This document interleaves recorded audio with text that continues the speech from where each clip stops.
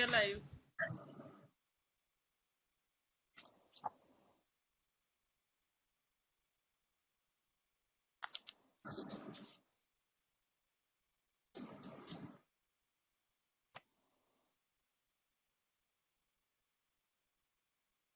Ishika start कर देना क्योंकि प्रसून दोबारा आएगा, जैसे ही वो आएगा उसका फिर करवा देना। मैं कर दूं शुरू? हाँ, तो एक सेकंड, जैसे ही 10 सेकंड में लाइव होंगे मैं बताती हूँ। ओके।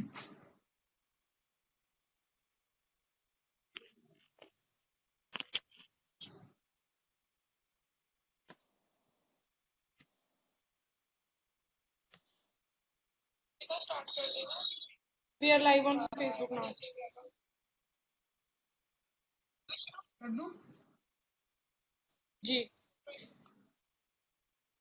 हेलो, नमस्ते, सत श्री अकाल, आदाब आप सबको। मैं आज के लाइव सेशन की होस्ट इशिता राठौड़ आज के हमें देख रहे सभी दर्शकों का स्वागत करती हूँ और आज के सभी परफॉर्मर्स का भी तहे दिल से स्वागत करती हूँ। मैं बताना चाहती हूँ कि पोएटिक आत्मा समम फाउंडेशन के साथ मिलकर ये 3 दिन का लिटरेचर फेस्ट का आयोजन किया है, जिसकी शुरुआत कल हुई थी और इसी को कंटिन्यू करते हुए इस लाइव सेशन का आज दूसरा दिन है। और आज का हमारा live session story telling live session है, जिसमें हमारे साथ बहुत ही बेहतरीन राइटर्स जुड़े हैं, जो कि केवल ना ही बहुत बेहतरीन राइटर्स हैं और अपने अपने क्षेत्र में बहुत बेहतरीन काम कर रहे हैं। मैं पोएटिक आत्मा का तहे दिल से शुक्रिया अदा करती हूँ कि उन्होंने इतना अच्छा लिटरेचर फेस्ट कंडक्ट करवाया, जिसमें हमें अलग अलग राइटर्स के साथ जुड़ने का मौका मिला और मुझे आज के लाइव सेशन को होस्ट करने का मौका मिला। ज्यादा वक्त ना जाया करते हुए मैं आज के हमारे सभी परफॉर्मर्स से आपको रूबरू करवाना चाहती हूँ। हालांकि मैं इस काबिल नहीं हूँ कि मैं सभी परफॉर्मर्स को रूबरू करवाऊं, क्योंकि मैं बहुत छोटी हूँ एक्सपीरियंस में भी और एज में भी, लेकिन फिर भी मैं बेहद खुश हूँ कि आज मैं इस लाइव सेशन को होस्ट कर रही हूँ, क्योंकि मैं आज यहाँ से बहुत कुछ सीख के जाऊंगी, सबसे कुछ ना कुछ, और मेरे को बेहद खुशी हो रही है। तो मैं स्वागत करती हूँ हमारी आज की पहली परफॉर्मर का, और हमारी जो आज की मैम पहली परफॉर्मर है वो है गौरी वंदना मैम। मैं आपका बहुत स्वागत करती हूँ पोएटिक आत्मा के लाइव सेशन में। मैं स्वागत करती हूँ मनीषा मैम का, मैं स्वागत करती हूँ दिया शर्मा मैम का, स्नेह कौर का, अंश प्रताप सिंह का, प्रसून त्रिपाठी का, तजवर खान और आरती बानी मैम का। आप सबका बहुत बहुत स्वागत है पोएटिक आत्मा के लाइव सेशन में। Thank you शीता, thank you so much. Thank you ma'am. बहुत और अच्छा। इसी थैंक यू मैम। और इसी मैम आपकी आवाज नहीं आ रही है, शायद आपका माइक म्यूट है। नहीं ठीक। हेलो, क्या मेरी आवाज आ रही है? आप बहुत अच्छा बोलती हैं। हाँ शुक्रिया मैम। बहुत अच्छा। शुक्रिया मैम। तो हम शुरुआत करते हैं आज के लाइव सेशन की। तो आज के जो पहले परफॉर्मर है वो है प्रसून त्रिपाठी। क्या प्रसून आप हमारे साथ हुए? हेलो प्रसून, आप हैं यहाँ पे? आई थिंक वो नहीं है। आ रहे हैं शायद। प्रसून नहीं है क्या? नहीं, प्रसून जी लगता है चले गए। चले गए क्या? तो चलिए, प्रसून हमारे साथ नहीं है, शायद कोई नेटवर्क इशू है, वो दोबारा ज्वाइन कर लेंगे। तब तक मैं बुलाती हूँ मनीषा मैम को, मनीषा नारायण मैम को। मैं उनको बुलाने से पहले उनका थोड़ा सा परिचय देना चाहूंगी। मनीषा नारायण मैम जी अंबाला से हैं। वो एक हाउस मेकर हैं। मैम गजल, कहानियां, अतुकांत रचनाएं लिखती हैं। मैम की बहुत सारी बुक में शॉर्ट स्टोरीज आ चुकी हैं और मैम की बहुत सारे दोहे भी अखबार में छपे हुए हैं। और मैम 2019 से महिला काव्य मंच की एक एक्टिव मेंबर भी हैं। मैं बहुत स्वागत करती हूँ मनीषा मैम आपका, और चाहती हूँ कि अब आप आके मन संभालिए और अपनी कहानी के साथ आज की इस कार्यक्रम की शुरुआत कीजिए। इशिता जी बहुत बहुत धन्यवाद। ने मेरे को सुन पा रहे हैं उनसे से शुक्रिया। सबको नमस्कार। और मनीषा जी नमस्कार, स्वागत है। गौरी जी मेरे को Manisha ji welcome. Thank you, अच्छा लगा थैंक यू देखकर आपको जी, थैंक यू। तो ये मैं सीधे सीधे स्टोरी टेलिंग पे ही आते हैं। जैसे कि आपने बताया इशिता जी ने, आज दूसरा दिन है ये पोएटिक आत्मा का।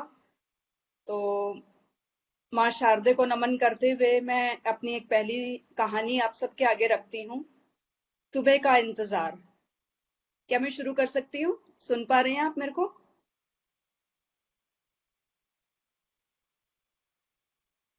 जी मनीषा जी, बिल्कुल सुन पा रहे हैं, शुरू करें आप। कहानी का शीर्षक है सुबह का इंतजार। जी। जब मैं छोटी थी तो फादर्स डे, मदर्स डे जैसा कुछ नहीं होता था। और जब मैं माँ बनी तब भी ये खास दिन इतने प्रचलन में नहीं थे। लेकिन अब समय बहुत बदल चुका है। पर यादों और जज्बात का क्या, इनके लिए तो कोई भी सरहद नहीं। मीठी सी याद के सहारे तो हम पल में कहीं भी पहुंच जाते हैं।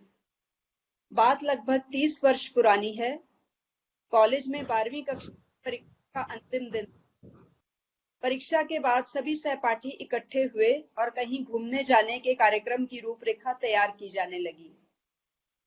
तय ये हुआ कि इन छुट्टियों में जयपुर जाएंगे और किसी एक सहपाठी को सारे कार्यक्रम का प्रभार सौंपा जाए ताकि जाने की व्यवस्था सुचारू रूप से की जा सके।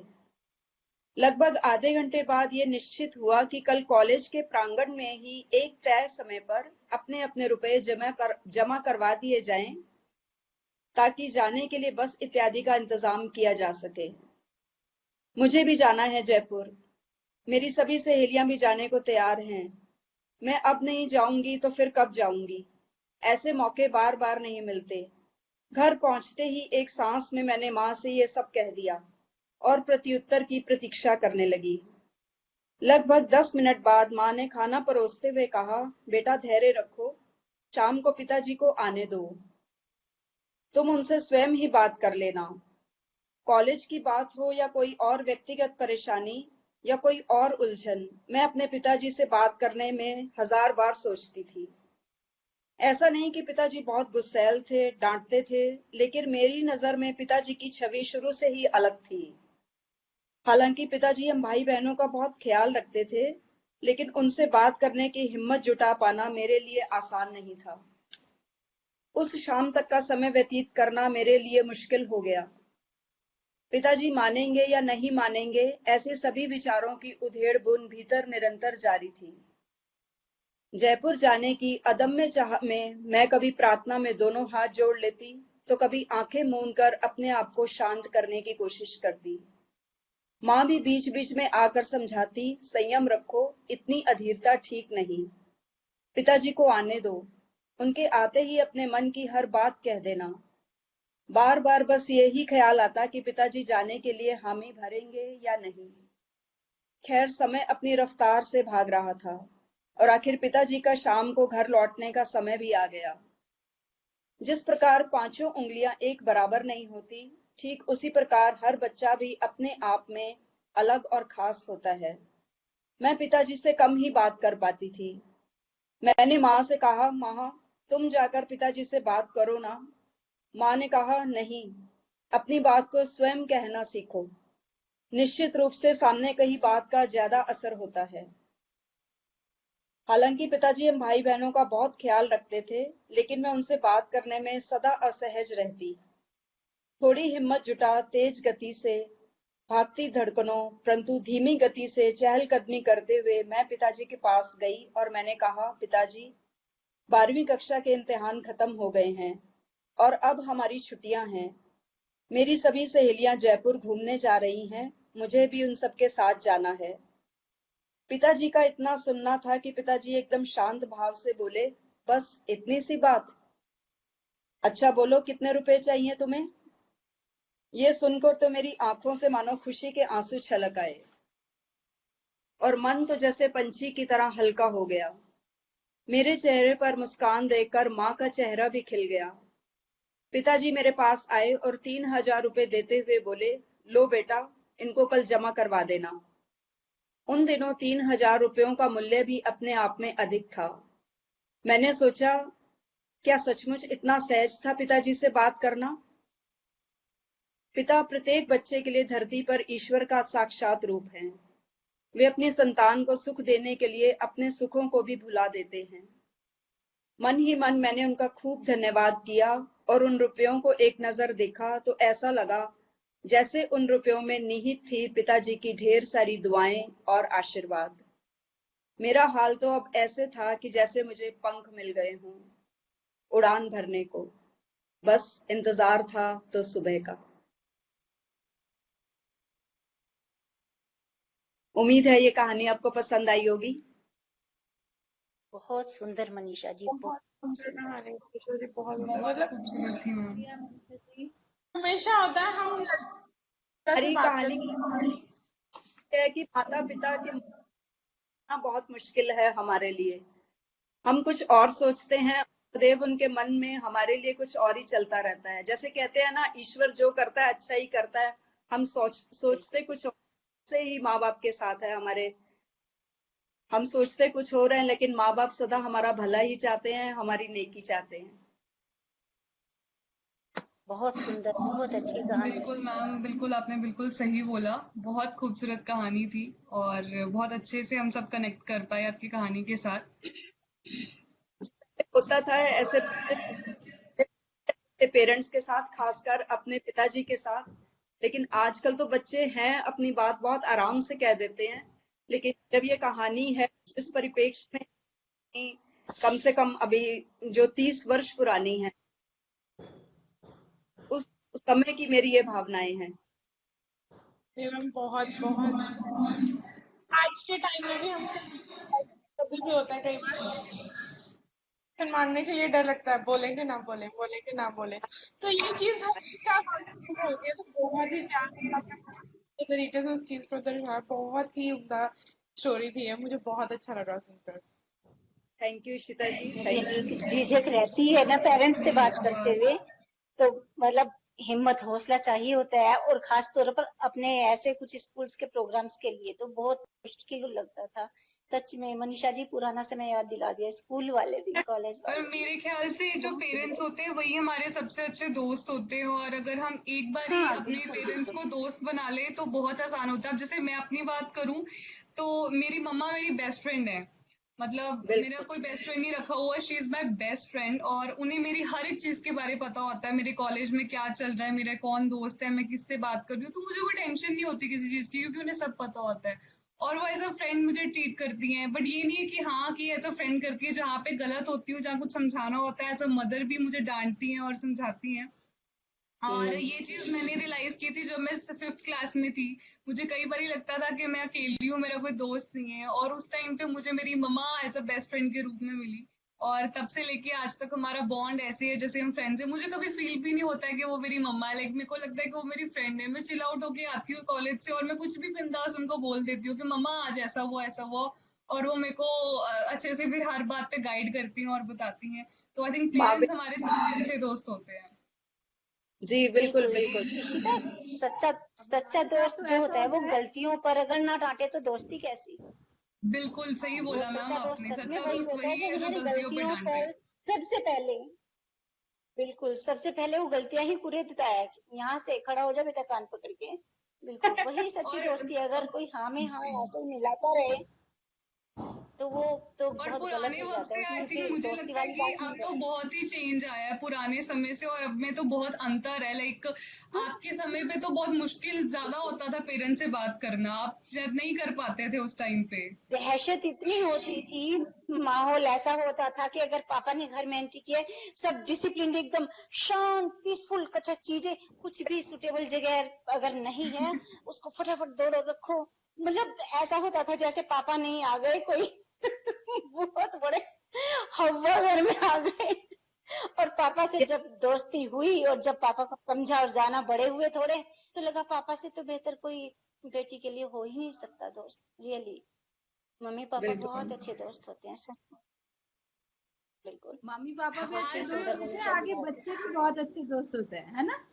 जी जब हम मम्मी बिल्कुल पापा गौरी बन वंदना जाते जी, हैं तो बहुत। As a ji as a बिल्कुल सही डॉटर कहा आपने। एज अ डॉटर पेरेंट्स हमारे बेस्ट फ्रेंड थे, एज अ मदर बच्चे हमारे बेस्ट फ्रेंड हैं।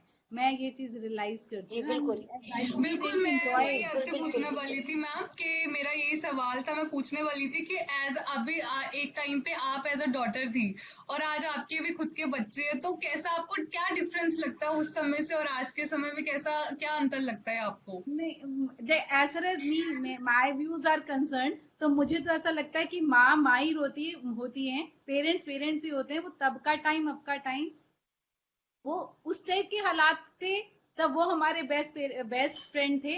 आज बच्चे हमारे बेस्ट फ्रेंड हैं। मीन्स रादर आज के बच्चे बहुत सारी चीजें स्पेशली टेक्नोलॉजी में वो हमें गाइड कर रहे हैं, और बहुत अच्छे से गाइड कर रहे हैं। मीन उतनी पेशेंस से शायद हमने अपने पेरेंट्स को चीजें नहीं बताई होंगी जितने पेशेंस से ये बच्चे हमें बता रहे हैं।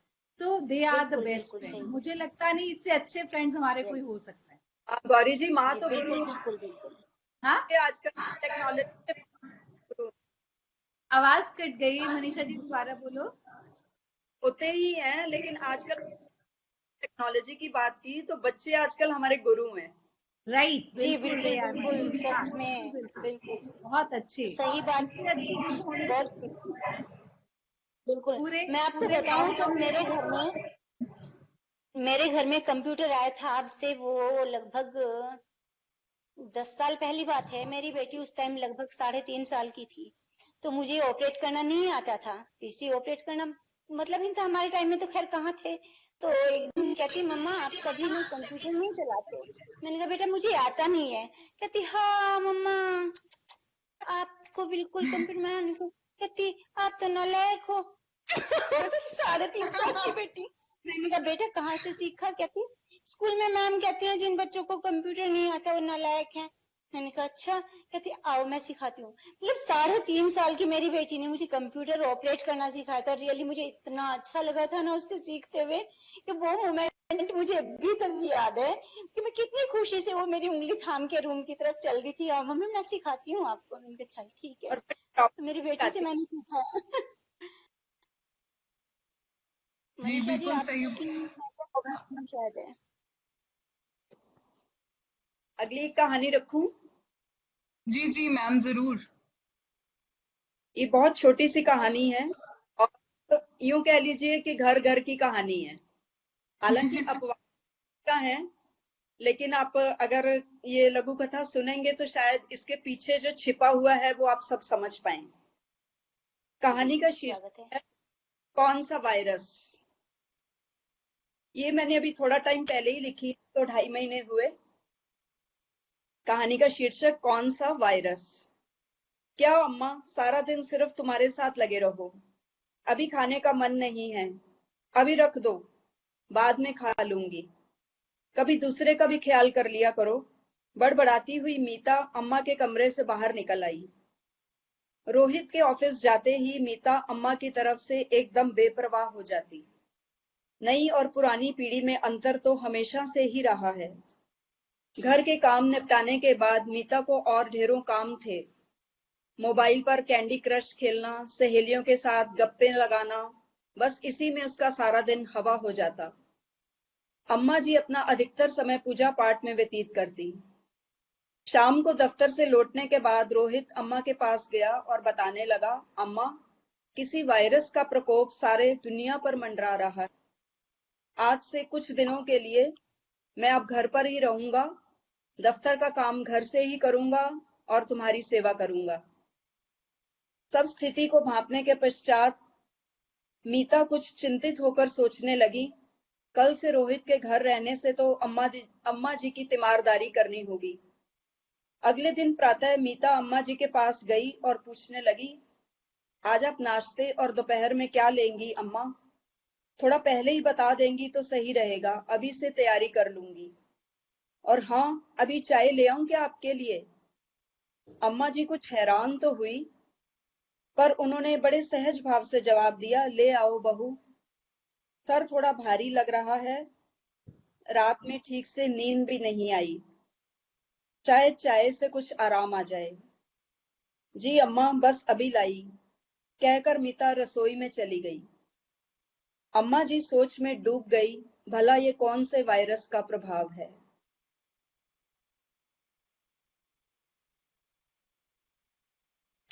बहुत सुंदर, बहुत सुंदर, बहुत सुंदर, बहुत सही, बहुत सही। सुंदर मैम, बहुत खूबसूरत। ये बहुत सामयिक सुंदर। विषय भी है कोरोना के ऊपर ही, और जो इसके पीछे के भाव हैं उम्मीद करती हूँ आप सबको समझ आया होगा। जी बिल्कुल बिल्कुल, हम वहीं पहुंचे जहां जी तक जी। आपने पहुंचाना चाहा है। बिल्कुल वहीं तक पहुंच पाए हैं। बहुत ही मर्म स्पर्शी एकदम से, कि फटाक से लगी बात आपकी कि सच में ऐसा भी होता है। समय कितना परिवर्तनशील है, कर कितना। की कहानी मतलब है। ये ऐसे लगी है बात कि 2 मिनट के लिए सोचना पड़ा, अरे अब इसके लिए क्या वर्ड्स बोले। बहुत बहुत ही सही। जी, ओनली वाव। धन्यवाद। Thank you. मनीषा जी छा गई आप। मनीषा जी, मनीषा जी, हाँ जी प्रिया जी, thank you, गौरी जी। आपको एक नजर देख के फिर से याद आ रहा है मनीषा जी मुझे। कह दूं, जी जी बिल्कुल। सच कह मनी दूं भरी महफिल में। चलो मनीषा जी, आपके लिए 2 शब्द मैं फिर से रिपीट करना चाहती हूँ, बहुत बार कहती हूँ और हमेशा कहती रहूंगी। संजीदगी नफासत और नजाकत से भरी हुई, संजीदगी नफासत और नजाकत से भरी हुई, वो मेरी दोस्त अपने आप में भरपूर गजल है। धन्यवाद धन्यवाद अरे प्रिया वाह, क्या बात है, बहुत ये मैंने खूबसूरत मनीषा जी मैम। के लिए लिखा है जी। स्पेशल। बिल्कुल, ये लाइनें मैंने मनीषा जी को ही समर्पित की हैं, और जब जब हम मिलते हैं हम तब तब ये लाइनें मैं दोहराती हूँ हमेशा। और मुझे अरे आपकी वाह, लाइफ क्या बात है। और आपका जो कहने का अंदाज है वो तो बस क्या कमाल है। तो पता नहीं, कोशिश करती हूँ कि अच्छे से बोल पाऊं, नहीं लेकिन हाँ आप मेरी भावनाएं बहुत अच्छी होती हैं। तो अच्छा कहती है आप। अरे अरे, आप खुद ही बहुत अच्छे चलिए, हो मैम। पता नहीं यार, बस जो भी हूँ जैसी भी हूँ, अंश बस कम से कम प्रताप मैं जी फेक नहीं हमारे हूँ, साथ जुड़ मुझे पता चुके है। हैं। हेलो बहुत अंश। स्वागत है आपका अंश प्रताप। अंश प्रताप कहाँ से? आपकी आवाज नहीं आ रही है शायद। अंश प्रताप जी कहाँ से हैं? हमको देख तो पा रहे हैं स्क्रीन पे अब। अंश प्रताप जी वाराणसी से हैं।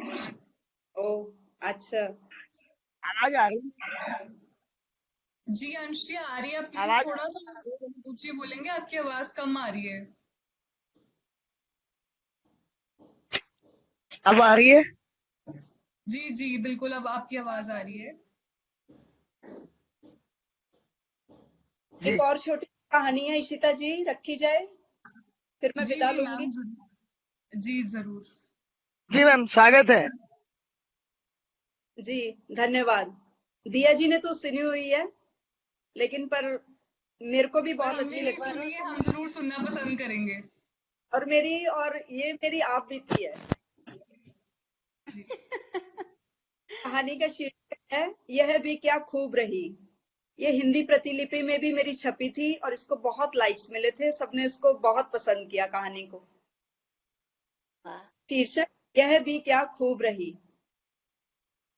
मैं अंबाला में रहती हूँ और मेरी छोटी बहन दिल्ली में अपने सास ससुर, पति तथा 2 बच्चों के साथ रहती है। बात 14 वर्ष पुरानी है। मैंने अपनी छोटी बहन को फोन लगाया और कहा, आज मेरे सास ससुर को किसी काम से फरीदाबाद जाना है, पर वो पहले तुमसे मिलने दिल्ली आएंगे और दोपहर के खाने के बाद फरीदाबाद निकल जाएंगे। यहाँ से उनके लिए टैक्सी का इंतजाम कर दिया है। ठीक 1:30 बजे दोनों तुम्हारे घर पहुंच जाएंगे। सुनते ही उसने कहा, ठीक है दीदी, खाने में उन्हें क्या पसंद है बता दो, मैं वही बना दूंगी। मैंने कहा, जो जी में आए पका लेना, वैसे गट्टे की सब्जी वो दोनों बहुत खुश होकर खाते हैं। इतना सुनकर मेरी बहन बोली, दीदी चलो मैं फिर बाद में बात करती हूँ, तैयारी भी तो करनी है। मैंने भी फोन रख दिया और घर के कामकाज में मैं व्यस्त हो गई। मेहमानों के आने की खबर सुनते ही छोटी बहन के घर में गहमा गहमी कुछ बढ़ गई। बहन ने अपने बेटे को बेकरी से कुछ सामान लाने भेज दिया तथा वो और उसकी सास मिलजुल कर खाने की तैयारी में जुट गए। घर की सफाई भी हो गई। 2 बजे बहन का फोन आया, दीदी वो ठीक से पहुंच तो जाएंगे ना? मैंने कहा हाँ हाँ, तुम बिल्कुल निश्चिंत रहो, चिंता मत करो, फोन रखो, वो आते ही होंगे। घड़ी की सुइयां टिक टिक करती हुई आगे बढ़ रही थी। आधे घंटे बाद बहन का फोन फिर से आया और कहने लगी, दीदी वो पहुंचे नहीं अभी तक। मैंने उसे आश्वासन दिया और कहा, निश्चिंत रहो, तुम्हारे लिए कुछ मिठाई वगैरह लेने के लिए रुक गए होंगे, आते ही होंगे। इसके बाद उसने फोन रख दिया। 10 मिनट बाद मैंने जैसे ही उसे फोन लगाया, फोन उठाते ही वो एकदम तपाक से बोली, क्या दीदी, अब तो हद हो गई, खाने का टेबल भी लग गया है, बस अब और इंतजार नहीं होता। मैंने भी रोमांच खत्म करते हुए कहा, तो देर किस बात की है, अपने बनाए पकवानों का आनंद लो और खाना शुरू कर दो। पर पहले मेरी एक छोटी सी बात का जवाब दे दो कि आज क्या तारीख है। वो झट से बोली, 1 अप्रैल। नहीं, बस इतना सुनते ही मेरी जोर से हंसी छूट गई और सारा मामला समझते उसे भी तनिक देर न लगी। अब जब 1 अप्रैल का दिन आता है तो ये मुझे और मेरी छोटी बहन को एक मीठी सी याद और आनंद का एहसास दिला जाता है। 1 अप्रैल के दिन हम दोनों बहनें फोन पर जरूर बात करते हैं और अपने आप को उस नटखट याद के रंग में रंग लेते हैं। धन्यवाद। बहुत बहुत बहुत ही सुंदर, बढ़िया। बहुत बढ़िया, मतलब बहुत ये बढ़िया। पहली अप्रैल की कहानी सुनकर मुझे मेरी एक शरारत याद आ गई कि मेरे बड़े भैया हैं, वो जब बीए में थे तो उनको शादी से बड़ा डर लगता था कि मुझे भी शादी नहीं करवानी, मुझे पढ़ना है। तो ऐसी 1 अप्रैल थी, तो हमने क्या किया, मैंने और मेरे छोटे भाई ने पूरा सेटअप कर लिया, घर वालों को साथ रला लिया। जैसे ही वो बाहर से आए, हमने पूरा ऐसे बैठे हैं, तो वो कह रही कि क्या हुआ। हमने कहा आज ना बड़ा अच्छा रिश्ता आया था, लड़की कनाडा है, वो तेरे को भी शादी करवा के कनाडा ले जाएगी। हम लोगों ने हाँ कर दी। उसका वो जो चेहरा बना था शादी के नाम पे, आज तक उसकी शादी हो गई है, लेकिन हम उसको वो चेहरा याद दिलवाते हैं ना, तो वो ऐसे हो जाता है। मैं एक सच बात में कहूंगी, यादें बहुत खूबसूरत होती जिसने भी 1 अप्रैल का सिस्टम बनाया ना, बड़ा सही सिस्टम बनाया है। मतलब आप जैसा चाहो मजाक कर लो और बाद में यार 1 अप्रैल थी, अप्रैल फूल। पर ये 1 अप्रैल तक भी चलता है इसमें, ये पूरे अप्रैल के महीने तक ही चलता है ये, जब तक खत्म नहीं होता। हालांकि भाई देखो, मेरी तो सीधी सी बात है, ना तो मैं बेवकूफ बनती हूँ ना मैं बनाती हूँ, मैं समझदार। एक बार देखिए, या कभी का अलग मजा। मुझे नहीं, अपने वैसे मैं बचपन की मुझे याद आ गई। मुझे बचपन की याद आ गई।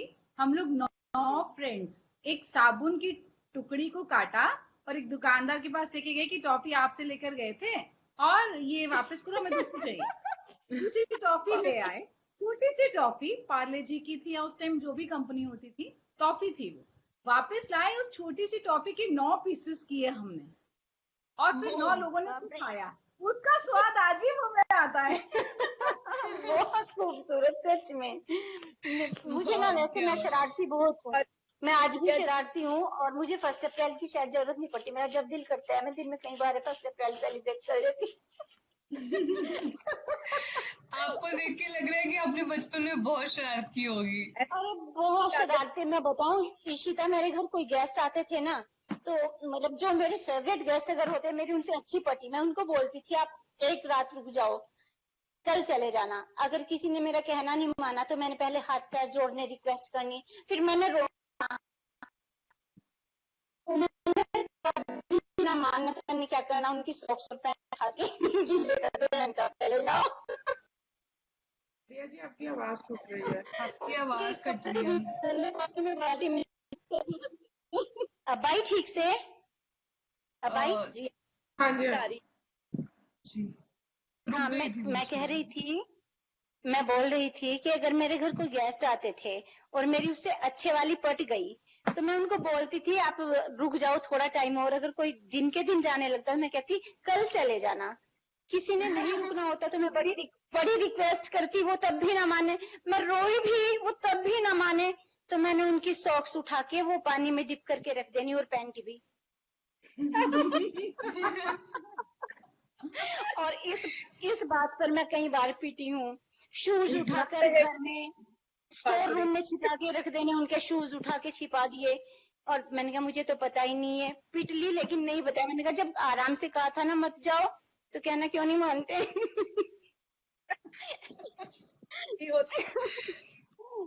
नहीं, रो तक लिए तो मतलब मानना बनता है ना अगले का भी कि बच्चा रो रहा है।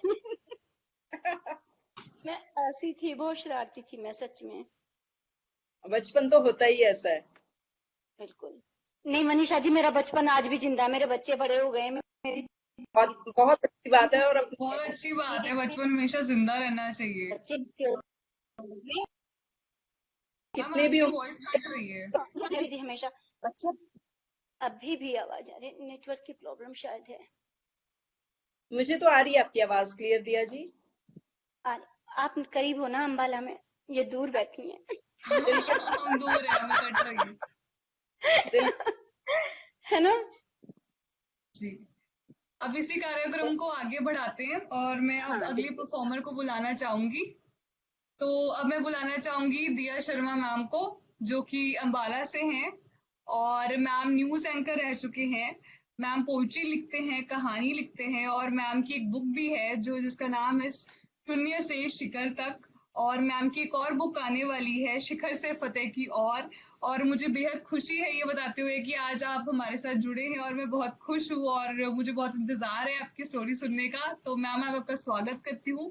अब आप आइए और अपनी कहानी के साथ शुरुआत कीजिए। जी स्वागत है दिया जी। थैंक यू मनीषा जी, गौरी जी, शीता, बहुत बहुत शुक्रिया सबका। तो मैं डायरेक्ट आज कहानी पर आती हूँ। ये एक सत्य कथा है, मेरे जीवन की एक आप बीती मैं सुनाने आप सबको जा रही हूँ। आशा करती हूँ कि मैं ठीक से सुना पाऊँ और आप पहुंच पाए वहीं तक जहां तक मैं पहुंचाना चाहती हूँ। या मैम आपकी वॉइस कट रही है, मुझे आ नहीं रही सही से। एक मिनट, अब आई? हाँ जी हाँ जी, अब ठीक है बिल्कुल। अच्छा चलिए। मैडम जी नमस्ते। दरवाजा बंद करने ही वाली थी मैं कि इस अनजान आवाज से रुक गई। मैडम जी नमस्ते, दरवाजा बंद करने ही वाली थी मैं कि अचानक इस अनजान आवाज से रुक गई। देखा तो गली में 30-31 वर्ष की, लगभग मेरी ही उम्र की एक औरत अपने छोटे से बेटे के साथ खड़ी मुस्कुरा रही थी। उसके गंदे कपड़े, अस्त व्यस्त बाल, आंखों में डर, किंतु होठों पर सच्ची सी मुस्कान। उसने मुझे विवश कर दिया मुस्कुराने को।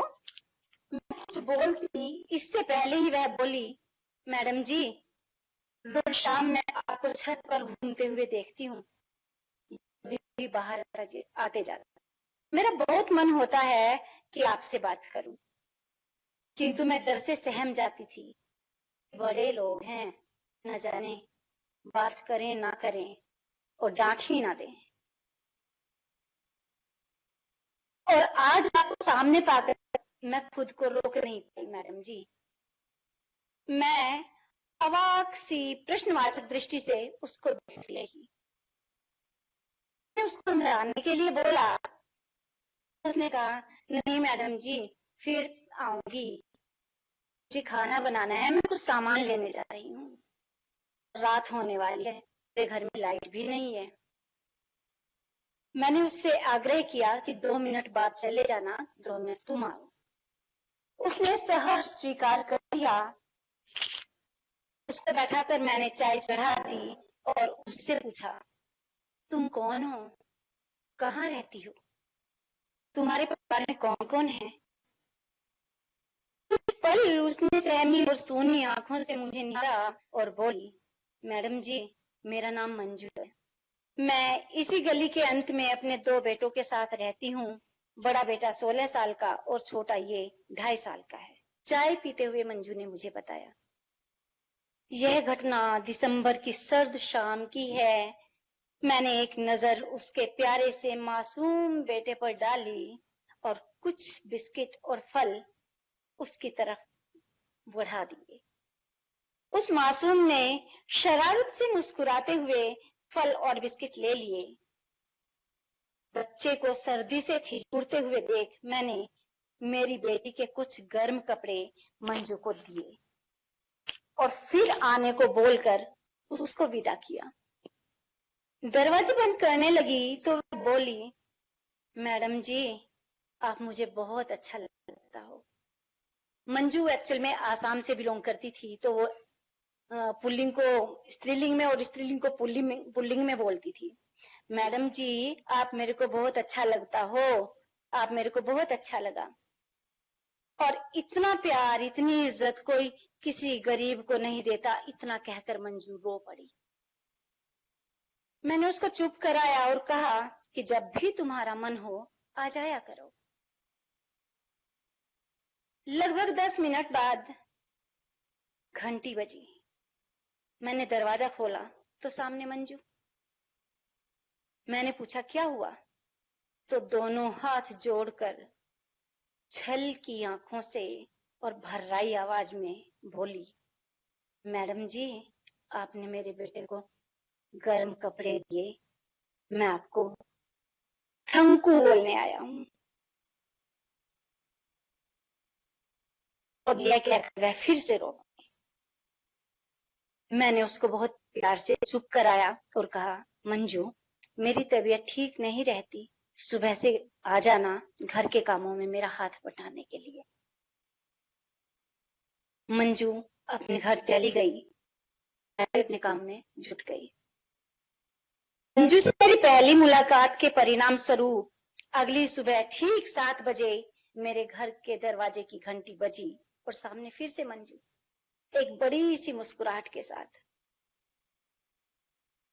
मैंने मंजू को अंदर बुलाया, बिठाया और अपने पति और बच्चों को नाश्ता कराया, लंच बॉक्स देकर तीनों को स्कूल और ऑफिस भेज दिया। उसके बाद मैंने अपना नाश्ता लगाया, मंजू और उसके बेटे का नाश्ता लगाया और साथ ही मैं लेकर बैठ गई। जिन्हें बहुत आनाकानी के बाद बेटे सहित नाश्ता कर लिया। तो मैंने पति माता पिता के बारे में सवाल कर दिया।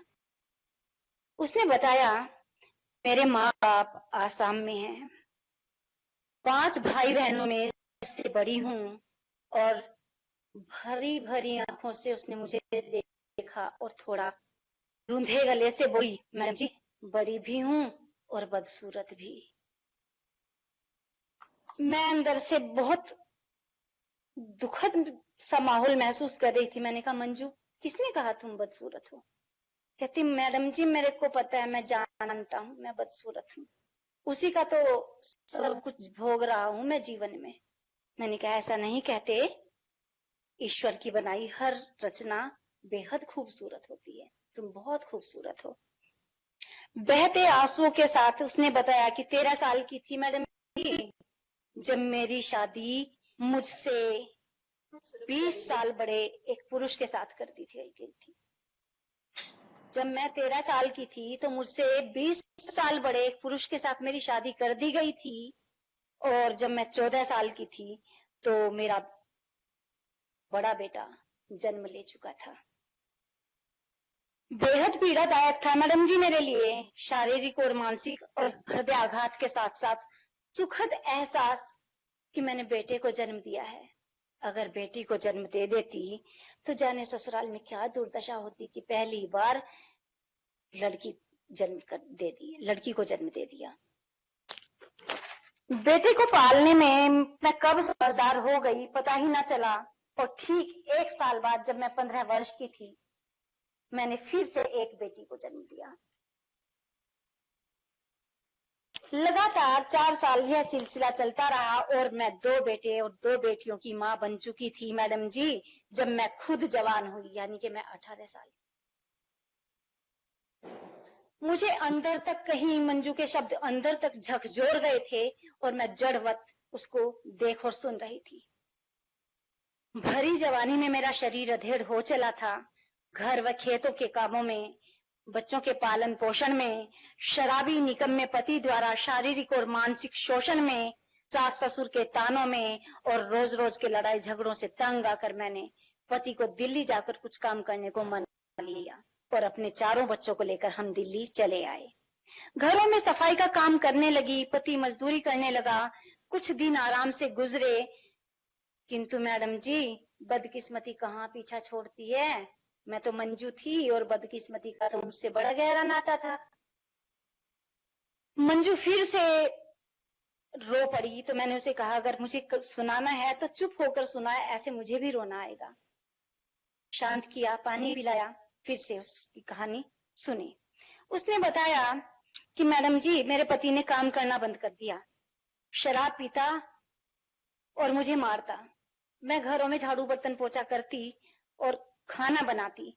सुबह सुबह अपने घर में तीनों बच्चों को, छोटे बच्चों को घर में पति के साथ चारों का खाना बनाकर बड़े बेटे को काम में हाथ बटाने को साथ ले दिन भर घरों में बर्तन सफाई और झाड़ू पोछे का काम करती, फिर शाम को घर लौटकर अपने घर का काम करती। यह मेरी नियति बन गई थी। मैडम जी मेरा शरीर कसकता था। रात भर छोटे छोटे बच्चों को दूध पिलाने, गीले बिस्तर को उलटते पलटते मैं सोने की कोशिश करती तो शराबी निकम्मे पति की शारीरिक भूख जाग उठती। मैं थकावट, नींद और दर्द का वास्ता देती तो वहशी दरिंदे पति की मारपीट सहनी पड़ती। चोट खाए शरीर, दिल के दर्द के साथ आंसू बरसाती आंखों में कब नींद आ जाती पता ही नहीं चलता। कई साल यही सिलसिला चलता रहा। फिर एक दिन पति ने बुरी तरह मारा तो एक हमदर्द आंटी जिनके घर में झाड़ू पोछा करती थी, उन्होंने पुलिस को सूचना दे दी। यह बात किसी ने मेरे पति तक पहुंचा दी। शाम को जब मैं घर पहुंची तो देखा पति और बच्चे घर में नहीं है। पति और बच्चों को घर में न पाकर मैं बदहवास सी मोहल्ले में पूछने गई तो किसी ने मुझे बताया कि तेरे पति को रेलवे स्टेशन पर देखा था, कपड़ों की गठरी लिए और तीनों बच्चों को साथ लिए। यह सुनकर घर लौट आई, किंतु मन में चिंता थी। फिर भी मैंने सोचा आ जाएगा, कहाँ जाएगा, छोटे बच्चों को लेकर कैसे अकेले पालेगा मेरे बिना। मैडम जी ये मेरा भरम निकला। दिन महीने साल गुजर गए, वो ना आया। मुझे मेरे ससुराल का एड्रेस यानी कि पता तक भी मालूम नहीं था, क्योंकि मैडम जी मैं पढ़ा लिखा नहीं हूँ। किस्मत को कोस कर रह गई। मैं मेरे बड़े बेटे के साथ दिन गुजार रही थी। मैंने कई घरों का काम पकड़ लिया था अपने आप को व्यस्त रखने के लिए। मैं जिन घरों में काम करती थी उनमें एक घर में ऊपरी मंजिल पर पंजाब से दो सगे भाई जो सरदार थे किराए पर रहते थे। एक दिन मैं काम करने गई तो केवल एक सरदार ही घर पर था, बाकी दो लोग बाहर गए हुए थे। उस सरदार ने मौके का फायदा उठाकर मेरे साथ जबरदस्ती की कोशिश की। मैंने विरोध किया तो मेरे बेटे को खिड़की से बाहर फेंक देने की धमकी उसने मुझे दी और मेरे बेटे को दोनों कंधों से पकड़ उठा लिया। मैडम जी मैं बहुत डर गया था और मैडम जी मैं उसका शिकार बन गई। चलते समय उसने मुझको बोला कि किसी को बताया तो अच्छा नहीं होगा, तेरी बदनामी होगी, तुझे सब काम से हटा देंगे, कोई कमरा नहीं देगा तुझको। मैं तो पंजाब भाग जाऊंगा, मेरा क्या। अब सोच ले तू कहाँ जाएगी, तुझे तो तेरे ससुराल और मायके का पता तक नहीं पता, यानी कि एड्रेस नहीं पता।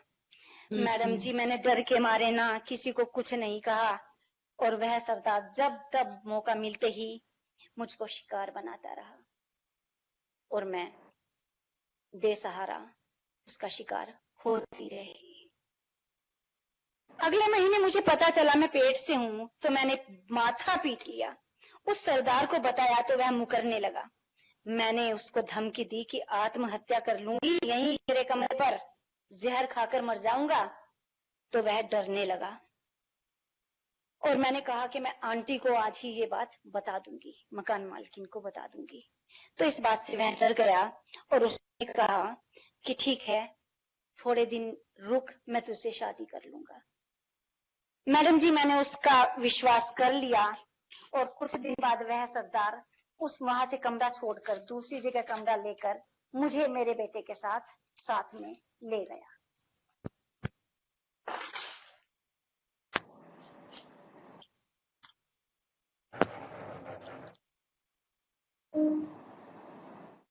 बहुत प्यार से रहने लगा वो।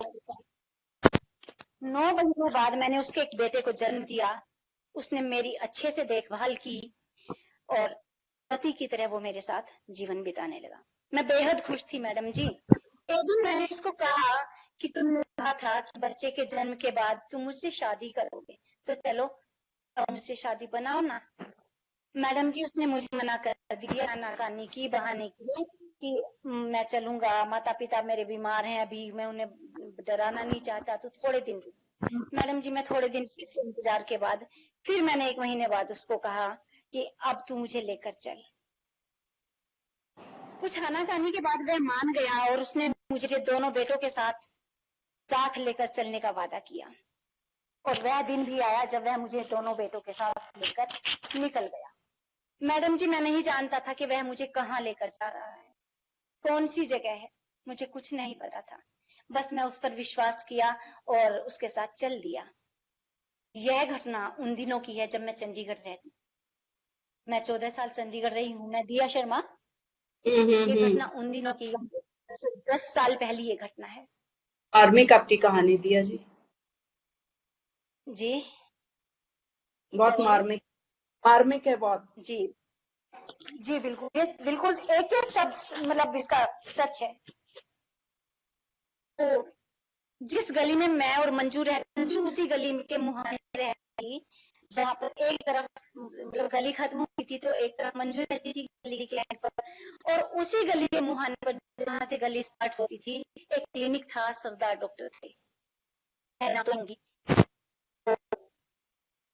वो जो उसका प्रेमी था सरदार, वो उसको लेकर उस क्लिनिक पर पहुंचा। मंजू ने मुझे बताया कि मुझ क्लिनिक में अंदर आया कर सरदार बाहर डॉक्टर के में चला गया। कई घंटे बीतने पर मैं बाहर आई, वो डॉक्टर से पूछा सरदार कहाँ है? डॉक्टर ने बताया मैं तो कब का चला गया, मैं तो 1 घंटे बाद ही निकल गया। मैडम जी मैं धम से नीचे बैठ गई और जैसे मैं सुन्न हो गई और जोर जोर से रोने लगी। डॉक्टर ने पूछा क्या हुआ? मैंने सच सच बताया। डॉक्टर भी खड़े खड़े सुन हो गया। उसने थोड़ा संभल कर मुझे चुप होने कहा, पानी पिलाया और बताया कि मैं उसको नहीं जानता हूँ। 1-2 बार अपने बच्चे को दवाई दिलवाने आया था मेरे पास। एक बार मैं अपनी पत्नी से बात कर रहा था कि क्लिनिक के लिए कोई नौकर चाहिए, तब इस सरदार ने बोला था कि मैं ला दूंगा। आपको क्लिनिक के लिए नौकर के रूप में मेरे पास छोड़ गया है। बस इतनी सी बात है, बाकी मैं उसको नहीं जानता।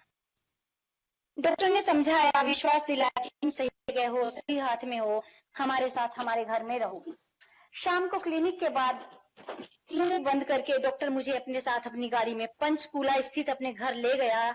मेरा सामान सर्वेंट रूम में रखवा दिया और कहा आज से यह तुम्हारा कमरा है। मैडम जी मैं रोज सुबह 4 बजे उठकर घर की सफाई रसोई का काम करती, 8 बजे डॉक्टर के साथ क्लिनिक जाकर सफाई करना और दिन भर चाय पानी पिलाना होता था। शाम को फिर घर आकर दिन भर के बर्तन साफ करके शाम की चाय व रात का खाना बनाना और देर रात तक बर्तन रसोई की सफाई करते करते 12 बज जाते और यही मेरी नियति बन गई थी। माँ और मम्मी ने मेरी नियति निर्धारित कर मुझे उस कमरे से रसोई तक सीमित कर दिया था और डॉक्टर ने मेरी नियति निर्धारित कर उस पंचकुला स्थित आवास के सर्वेंट रूम से अपने पास ही दूसरे शहर में स्थित क्लिनिक तक नियति निर्धारित करती थी। दिन लेने और बोली कि शादी क्यों अपनी जिंदगी बर्बाद कर रही है, भरी जवानी में क्या कर रही है तू? मैडम जी मैं उस जिंदगी से उब चुकी थी और मैंने उन आंटी को हाँ भर दी कि अगर आपकी नजर में है शादी के लिए तैयार हूँ। वो आंटी मुझे विश्वास पाती क्योंकि अक्सर दवाई लेने करती थी। बहुत इसी दौरान एक दिन आंटी दोपहर में आई, कहती आज मैं दवा लेने नहीं आई, मैं मंजू तुझसे मिलने हूँ। तो मैंने पूछा बता आंटी कहना है? उसने कहा मेरे गाँव में 60 साल का एक आदमी है, बहुत पैसे वाला है, बेटे बहू अलग रहते हैं, तुझसे शादी कर लेगी तो तेरे बच्चों को साया मिल जाएगा। मैडम जी मैं बदकिस्मत, मैंने उस आंटी की बात मान ली और कुछ लोगों की उपस्थिति में लिखा पढ़ी के साथ बड़ी सादगी से शादी कर ली। मुझे कुछ जेवर, कपड़े और एक 100 गज का प्लॉट मेरा नाम कर दिया गया। पिता जैसे पति के साथ दोनों बच्चों को लेकर रहने लगी, किंतु अंतर मन कचोटता था कि पिता समान बुजुर्ग है, कैसे पत्नी धर्म निभाऊं। यह कहकर मंजू जोर से साड़ी का पल्लू माथे पर रखकर सिसक सिसक कर रोने लगी। मैंने मंजू को चुप कराया, पानी पिलाया। मंजू आगे बोली, मैडम जी, फिर भी मन मारकर मैं पत्नी धर्म निभाती रही। कुछ दिन शांति से बीते, लेकिन हमें झगड़ा होने लगा। बूढ़ा पति नशीले पदार्थों का सेवन करता, हैवानियत करता। मैडम जी, मुझसे सहा न जाता। मैंने विरोध किया तो मुझे मारता। मैं प्रधान यानी कि जो उस मोहल्ले का पार्षद था उसके पास गई तो उसने बूढ़े पति को बुलाकर समझाया।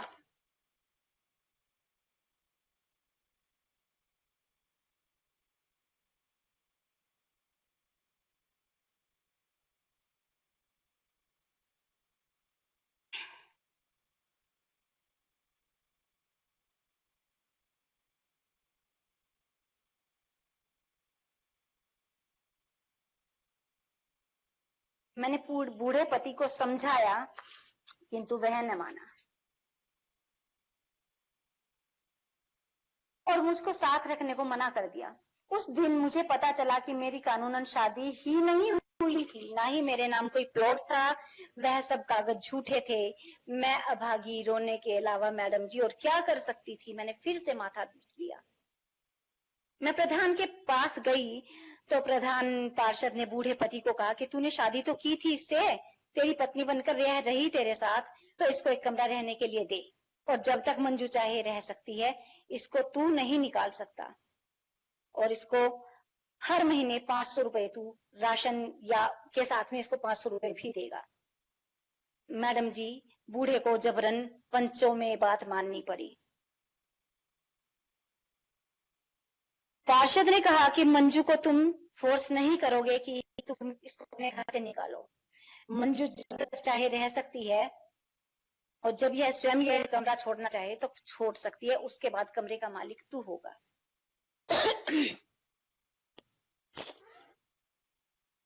मेरा तो गला सूख गया बोलते बोलते।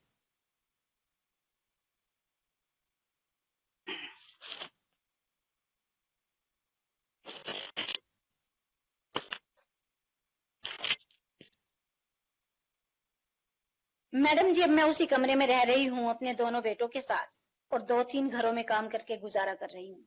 मंजू की आंखों से आंसुओं की अविरल धारा बह रही थी और धीरे धीरे सिसकियों में तब्दील होती गई, और वह जोर जोर से फफक कर रो पड़ी।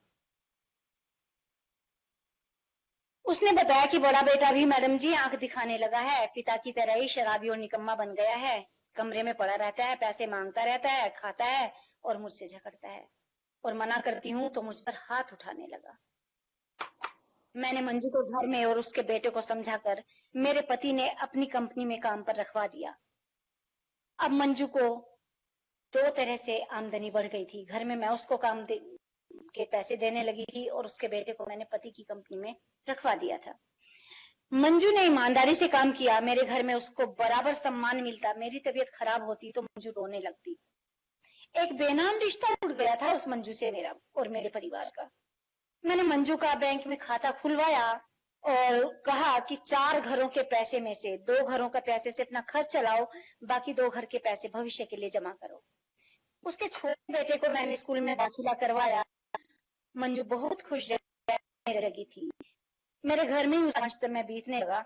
सन 2011 में मेरे पति को मल्टीनेशनल कंपनी में स्थानांतरित होने की वजह से मुझे चंडीगढ़ छोड़ना पड़ा। यह बात मेरे लिए कम और मंजू के लिए एक किसी बहुत बड़े बम विस्फोट से कम नहीं थी।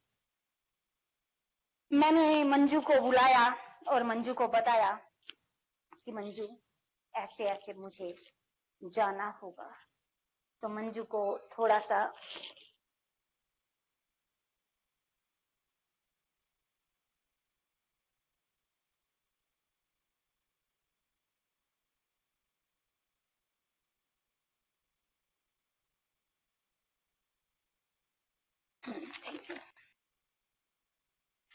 और मुझे मंजू को छोड़कर अंबाला शिफ्ट होना पड़ा। जिस दिन हमने अंबाला आना था उस दिन मंजू सुबह से ही मेरे साथ थी। पूरे समय छुप छुप कर रोती रही और मेरा सामान पैक करती रही। मुझे भी रोना आ रहा था किंतु मैं खुद को संभालती रही। पूरा टाइम मंजू मुझसे और मैं मंजू से आंख मिचौली करते रहे। हम सामना पड़ने पर एक दूसरे की तरफ नजर नहीं उठा पा रहे थे। आंसुओं से मुंह मंजू का भी भीगा था और मेरा भी। आखिर वह घड़ी आ ही गई जब मैं परिवार सहित उस घर से निकली।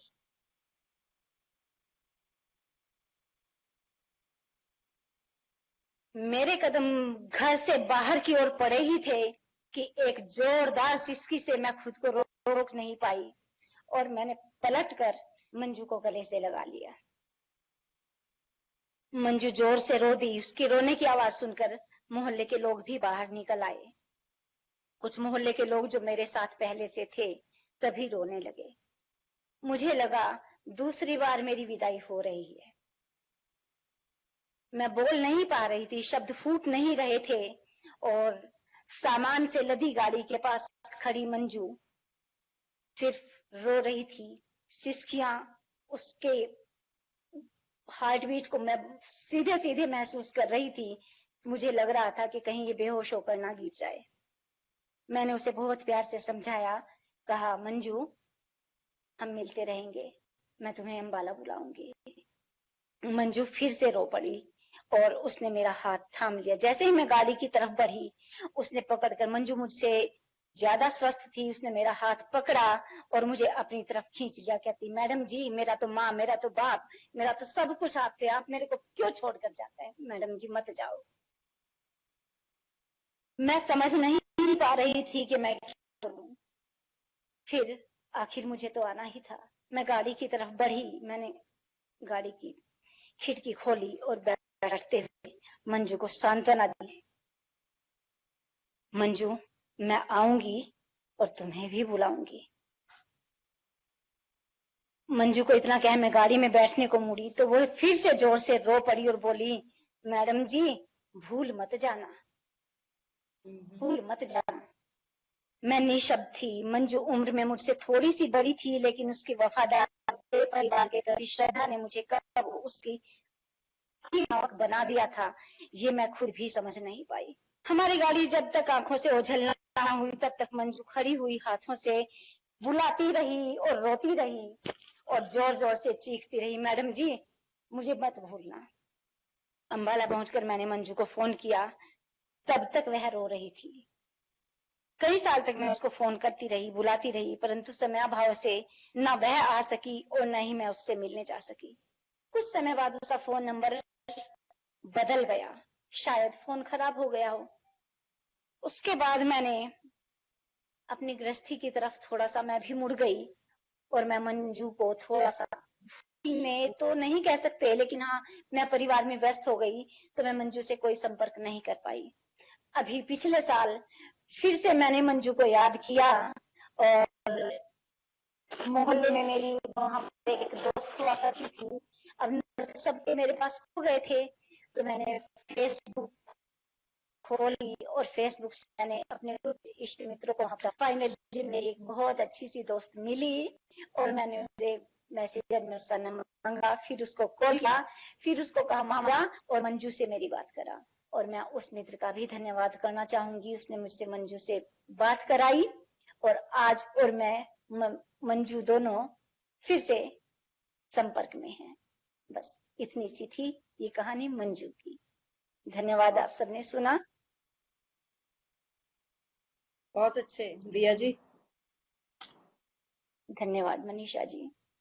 इसमें शब्द से सच्चाई थी, इसमें एक भी झूठ नहीं था। और आज मंजू ने अपना घर बना लिया है। वो जो पासबुक मैंने उसकी खुलवाई थी, खाता खुलवाया था, मंजू ने उसमें पैसे जमा कर करके अपना घर बना लिया है 2 कमरों का। कहती है मैडम जी आप आना, मैं आपको अपना कमरा में बिठाऊंगा। आपको और मुझे मंजू जी बहुत को अच्छा लगा। अरे वाह, मिलने जरूर जाना दिया उनसे पक्का। मैम बिल्कुल बिल्कुल पक्का जाऊंगी। मैं अभी जाना था, कोरोना काल में थोड़ा सा फिर से रुक गई है जिंदगी, तो कभी कैसे प्लान है? माहौल ठीक होगा मैं बिल्कुल जरूर। हर गृहस्थी ना उलझा देती है। जी मैम, मैं कोशिश करूंगी कि कभी शायद मेरे बेटे की शादी होगी मेरे घर में या कोई भी फंक्शन, तो मैं आप सबको मंजू से जरूर मिलाऊंगी। वो जरूर कहती है, मैडम जी मेरे को बुलाना, बच्चों की शादी मंजू, मेरे बिना मत करना। उतार चढ़ाव है मंजू के जीवन में। जी बहुत ज्यादा, लेकिन आज वो बहुत स्ट्रांग लेडी है, बहुत स्ट्रांग। जी बिल्कुल, संघर्षों के बाद ही। जी बिल्कुल। और उसका जो छोटा बड़ा बेटा था वो शादी करके उसको छोड़ गया है, और उसका छोटा बेटा आज भी उसी स्कूल में पढ़ रहा है जहां मैंने उसका एडमिशन कराया था, और वो 7th स्टैंडर्ड में आ गया है। मुझे जी बहुत वाह। अच्छा लगता है कि अरे वाह एक दिया मैम, जीवन। सच में बहुत खूबसूरत कहानी थी, क्योंकि ये आपकी रियल लाइफ की स्टोरी थी, तो हम जुड़ पाए, बिल्कुल उससे अच्छे बिल्कुल। से कनेक्ट कर पाए। और बहुत अच्छा लगा थैंक आपकी यू सो कहानी मच सुन के, इशिता। मंजू की कहानी सुन के। Thank you so much. Thank you so much Ishita. बहुत अच्छे धन्यवाद वे से बहुत आपने बहुत। सुनाई, और बहुत बहुत अच्छी कहानी थी, क्योंकि जो सच होता है उससे इंसान जल्दी जुड़ पाता है। हाँ तो बिल्कुल वो बिल्कुल फील हो बिल्कुल रहा था बिल्कुल। हमें भी। जीवन की हाँ मेरी कहानी। खुद की आवाज भर्रा गई थी, मतलब एंड में जी, के जब वो वो मेरा लग रहा था, वो आप चंडीगढ़ जब बोल रहे थे छोड़ने उससे वाला पता सीन लग था, रहा तो मैं था। अपने आप को बहुत मुश्किल हो गया था। फिर से वो सीन एक आंखों के सामने, जैसे मंजू खड़ी रो रही है और उसकी सिसकियां फिर से कानों में पड़ रही हैं, बहुत मुश्किल हो गया था। मुझे लगा है मैं पूरी ही नहीं कर पाऊंगी, फिर भी कंट्रोल किया। थैंक यू झेलने के लिए सबने। मुझे सुना। नहीं नहीं नहीं, बहुत झेलने बहुत के लिए धन्यवाद। नहीं, हम सुन सभी लोग सुन रहे थे, और अच्छे से कनेक्ट कर पाए, और बहुत अच्छा लगा सुन के ये मंजू की कहानी। तो अब वक्त को देखते हुए मैं इस कार्यक्रम को आगे बढ़ाती हूँ, और मैं बुलाना जी बिल्कुल। चाहूंगी गौरी वंदना मैम को। और उन्हें बुलाने से पहले मैं उनका छोटा सा परिचय देना चाहूंगी। गौरी वंदना मैम अम्बाला से हैं। गौरी वंदना मैम मैथ्स की टीचर हैं, और मैम ने बीएससी की हुई है, एमएससी की हुई है इन स्टैटिस्टिक्स में पंजाब यूनिवर्सिटी चंडीगढ़ से। मैम ने एमएड की हुई है कुरुक्षेत्र यूनिवर्सिटी से, मास्टर्स की हुई है, और मास्टर्स ऑफ फिलोसफी की हुई है। मैम रचनाएं लिखती हैं, कविताएं लिखती हैं, दोहे लिखती हैं, और मैम बच्चों को कहानी के साथ साथ मैथ्स के साथ साथ कहानी भी सुनाती हैं, और उसके साथ साथ मैम उन्हें वाद विवाद संवाद पे भी शिक्षा देती हैं और पढ़ाती हैं।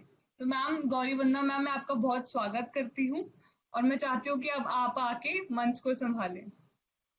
स्वागत गौरी गौरी जी। वंदना जी स्वागत है। और कुछ बहुत बचा बहुत है धन्यवाद। कि अभी हो गया? कुछ छोड़ा है आपने जीवन में मैं दूसरों वही के बोल लिए? रही थी कि शब्द कम है मैम को परिचय देने के लिए, कुछ मैम ने छोड़ा नहीं है। बिल्कुल इशिता, मैं नहीं बहुत ऐसा ना, सौभाग्यशालिनी हूँ कि ऐसे मित्र मेरे पास हैं। ईश्वर का एक अनमोल उपहार मेरे लिए। गौरी वंदना जी, मनीषा जी मेरे बहुत अच्छे दोस्त हैं यार, बहुत अच्छे। और आज हम सौभाग्यशाली हैं कि मुझे आपको सुनने का मौका मिल रहा है, आप सबको। अरे बिल्कुल बिल्कुल, बहुत अच्छे दोनों हैं। मुझसे कोई जी ये गौरी वंदना। कोई बात करे कि भी अपनी उपलब्धि लिखो, इसमें बायोडाटा दो, तो उपलब्धि मैं तो क्या लिखती हूँ? उपलब्धि ये उपलब्धि है कि मुझे दिया जैसे मनीषा जैसे दोस्तों ने पकड़ा। मैं तो अपने में बस छोटा अरे छोटा लिखती, अपने स्टूडेंट्स को तैयार करवाती, वो फर्स्ट आते हैं स्टेट लेवल पर, नेशनल लेवल पर, इतने में ही संतुष्ट थी। ये लोग मिले, इन्होंने मेरा हाथ पकड़ कर खींच लिया मुझे ब्लू जींस तक। है तो हम साथ साथ हैं। बहुत सौभाग्यशाली हूँ। और स्पेशली इशिता जैसे जो यंग बच्चे हैं, इनके साथ हमें जुड़ने का मौका मिला। हम दोबारा से यंग हो गए इशिता, आप लोगों के साथ जुड़ गए हैं। हमारे में बहुत भी अच्छी वो बात है ma'am. Now we can bubble with energy. हाँ। यस तो मैम। छोटी छोटी सी कहानी, बहुत छोटी सी कहानी, एक ही कहानी लेकर आई हूँ, बहुत छोटी सी और थोड़ी डिफरेंट, लेकिन ये है वही कि हमारे सच से ही मैं उसको रिलेट करूंगी। तो सीधा सीधा कहानी पर आऊंगी, लेकिन जुड़ी कैसे कि लॉकडाउन के दिनों में जब पहला लॉकडाउन शुरू हुआ, तो तब हमें थोड़ा सा अपनी जी जो रोज की भाग दौड़ती जिंदगी। मेरी आवाज क्लियर आ रही है? हाँ जी, लेकिन आपकी मेरी फोटो आवाज हाँ आ जी मैम, बिल्कुल। रही है जी, आपकी फोटो अब आ रही है, ठीक मेरी है। फोटो में क्या मेरी पहले फोटो में कुछ क्या? जी जी मैम, आ रही है, आपकी आवाज भी आ रही है, आपकी फोटो भी आ रही है। अच्छा, फोटो में क्लियर है, फोटो साफ सुथरी आ रही है ना? हाँ जी, आप बहुत हाँ, खूबसूरत लग रहे हो। Thank you thank you. हाँ, गौरी मैम तो जब बिल्कुल मेरे की लॉकडाउन तरह। शुरू हुआ, हाँ, जब पहला लॉकडाउन शुरू हुआ तो तब ऐसा लगा थोड़ा सा लाइफ में थोड़ा सा टिकाव सा आ गया, थोड़ा सा रुक गई है लाइफ, थोड़ा समय मिला है अपने को। तो हालांकि अब तो ऐसा लग रहा है कि लाइफ ऐसे घूम मिक्सी की तरह घूम रही है, अब ऐसा लग रहा है। तो जब जब लॉकडाउन शुरू हुआ तो अपने ऊपर बहुत ज्यादा टाइम हमें देने के लिए मिला और तब थोड़ा सा लिखा। तो उसी दौरान मैंने एक छोटी सी कहानी जो है वो लिखी थी। और कहानी क्या है कि क से कबूतर बचपन में सीखा था, क से कबूतर बचपन में सीखा था और जाना था कि बाजरा खाने वाला पंछी जरा डरपोक किस्म का होता है। हाँ, इंसानी बस्तियों में अच्छी पैठ बना ली है इसने। चिड़िया, कौवा, तोता, मैना जैसे पक्षी तो धीरे धीरे हमारे आसपास से गायब होते जा रहे हैं। बस यही सलेटी रंग का पक्षी गुटर गू करता हुआ हमारे घर की छत और छज्जे पर बैठा मिलता है। लॉकडाउन क्या हुआ, घरों की छत पर बचपन की रौनक लौटने लगी है, यानी रंग बिरंगे परिंदे। पता नहीं परिंदे लौटे हैं या उन्हें फुर्सत से देखने का समय लौटा है मेरे पास। लेकिन कुछ तो था खास। अपनी तिमंजिला इमारत की छत पर रखे पानी के कुंदे, अपनी तिमंजिला इमारत की छत पर रखे पानी के कुंदे, जिस पर पहले केवल स्लेटी कबूतर का राज हुआ करता था, अब सभी पक्षियों के पानी पीने का अड्डा बन गया था।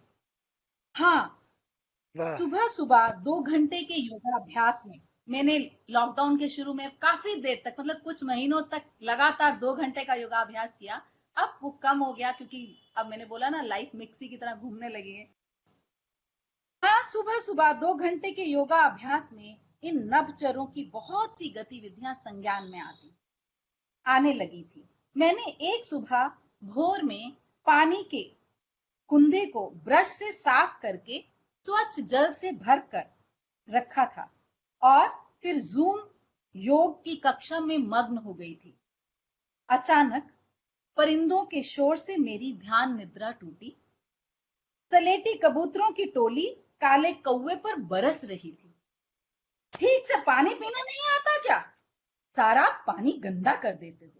अभी अभी तो साफ पानी भरकर रखा था दीदी बेचारी ने। सारी दुनिया का गंद इसी में लाकर पटक देते हो। लॉकडाउन क्या हुआ? लॉकडाउन क्या हुआ है? हमारा पानी पीना तक हराम कर दिया है तुमने, इस काले कलूटे ने। क्यों गंदा करते हो पानी को? कहां से उठाकर लाते हो इतनी गंदगी, इतना गंद इस पानी में डालने के लिए?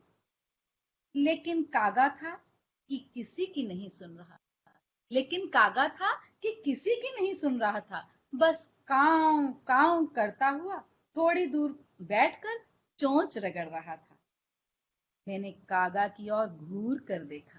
मैंने कागा की ओर घूर कर देखा। उसने सिर झुकाया और उड़ गया, मानो कह रहा हो, मैं ऐसा ही हूं दीदी।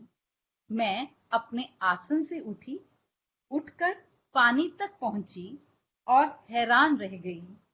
पानी के कुंदे में पके हुए चावल पड़े थे, लगभग 2 चम्मच। वाह, बहुत अच्छी गौरी, बहुत सुंदर। ये छोटी सी कहानी बहुत ही सुंदर, बहुत ही सुंदर और भावपूर्ण, बहुत सुंदर अपने आप में कहानी। बहुत कुछ कहती है। और बहुत नजदीक से देखा हुआ इन्होंने और उसी को लिखा हुआ। गौरी जी, मैंने हाँ। कबूतरों को देखा, जैसे वो कहते हैं ना, वो कबूतर अपना जहां बाजरा पड़ा होता है ना, किसी और फ्रेंड को आने नहीं देते, भगा देते हैं, अपने आप को मोटा सा फुला लेते हैं, गोल गोल घूमते हैं बाजरे के आसपास और बाकी को उड़ा देते हैं। सही बात है, उड़ा देते हैं। कौवा इतना फ्रेंडली होता है, कोई सामान खाने का पड़ा होता है ना, कहाँ करके दूसरे फ्रेंड की वेट करते हैं कि वो आ जाए तो मिलकर खाएंगे। बुलाते हैं सब। एक पर दो कौवे बैठकर पानी पीते हैं, कबूतर दूसरे को उड़ा देता है। मैम, कबूतर आजकल के जीवन जैसे हैं कि लोग एकाकी जीवन पसंद करते हैं ना, मेरे जैसे भी लोग, मैं भी कहूँ कि विदाउट डिस्टरबेंस, मैं भी चाहती हूँ कि हाँ विदाउट डिस्टरबेंस फैमिली हो, तो कबूतर उस टाइप के हो गए हैं।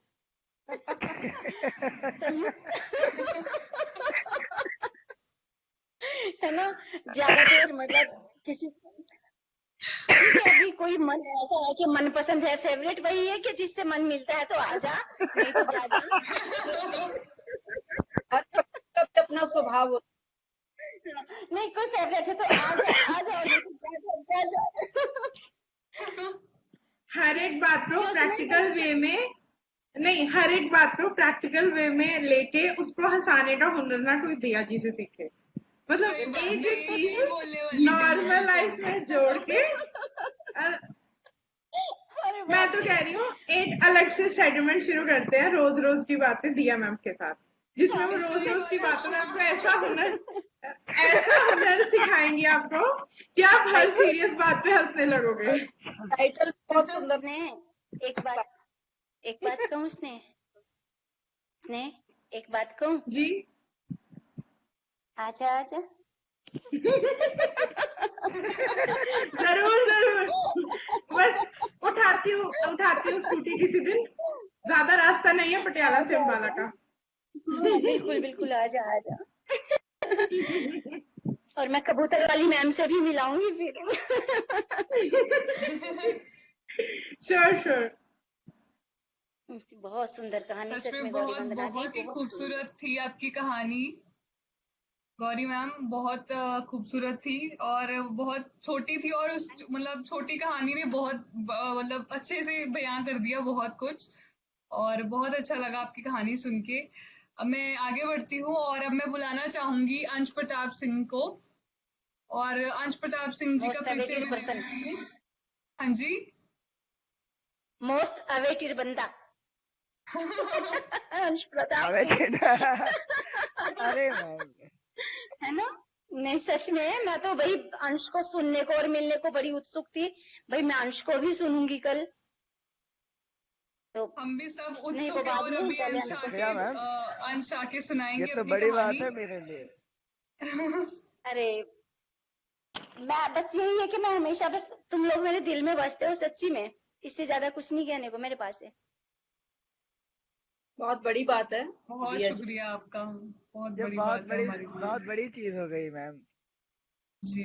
अरे बस पता नहीं, लेकिन सच में दिल से बहुत अच्छे रिश्ते मेरे हैं, और थैंक टू गॉड कि उस सब ने, मतलब उसने, ईश्वर ने आप सबको मुझे दिया, सच्ची में। हम सब मैम जस्ट आपको, हम अभी यही सबको मैं दिया। भी कहने वाला था। मैम जस्ट अभी यही हम भी कहने वाले थे, जस्ट अभी। अरे सच्ची।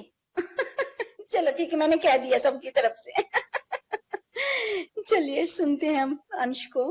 तो मैं अंश प्रताप जी का थोड़ा परिचय देना चाहूंगी। अंश प्रताप जी वाराणसी से हैं और बहुत ही उम्दा शायर है और बहुत अच्छा लिखते हैं, और ये साहित्य के साथ काफी वक्त से जुड़े हुए हैं, और उसी के साथ ये संगीत के साथ भी जुड़े हैं। ये तबला नवाज हैं, वाह, तबला बजाते हैं, और इसी में ये अभी पीएचडी कर रहे हैं। मैं बुलाना चाहूंगी अंश प्रताप जी को, और आज आप आइए, मन संभालिए और अपनी कहानी के साथ शुरुआत कीजिए। स्वागत अंश बहुत जी। शुक्रिया इशिता, बहुत शुक्रिया मैम आप सभी का। और सबसे पहले तो हम अपनी पोएटिक आत्मा टीम को थैंक यू बोलेंगे कि हमारी टीम ने मुझे फिर एक ऐसा मौका दिया कि मुझे पेज पे आके इस तरीके से लाइव स्टोरी सुनाने का मौका दिया। हालांकि इसके पहले मैंने मुशायरे बहुत पढ़े हैं, बहुत मुशायरे पढ़े हैं। अपनी जिंदगी के सबसे ज्यादा मुशायरे मैंने पोएटिक आत्मा पेज पे पढ़े हैं। वाह, कभी हम भी और सुनना। मैम एक स्टोरी है, आखिरी मुलाकात। यूं कह सकते हैं कि हमने इस स्टोरी को बहुत करीब से महसूस की है, या फिर यूं कहें कि मेरी ही कहानी है, या फिर यूं कहें कि मेरे दोस्तों की कहानी है, जिस कहानी को मैंने बहुत करीब से महसूस किया है। और इस आखिरी मुलाकात के बारे में आप सब जानते हो, मैं अंश जी आप अपना हेडफोन दोबारा कनेक्ट कीजिए, आपके हेडफोन में कुछ खटर खटर आवाज आ रही है।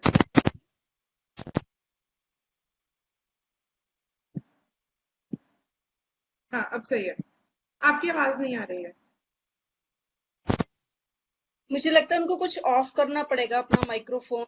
उसकी आसपास की आवाज तो नहीं आ रही उनकी। Hello, hello. आपकी आवाज नहीं।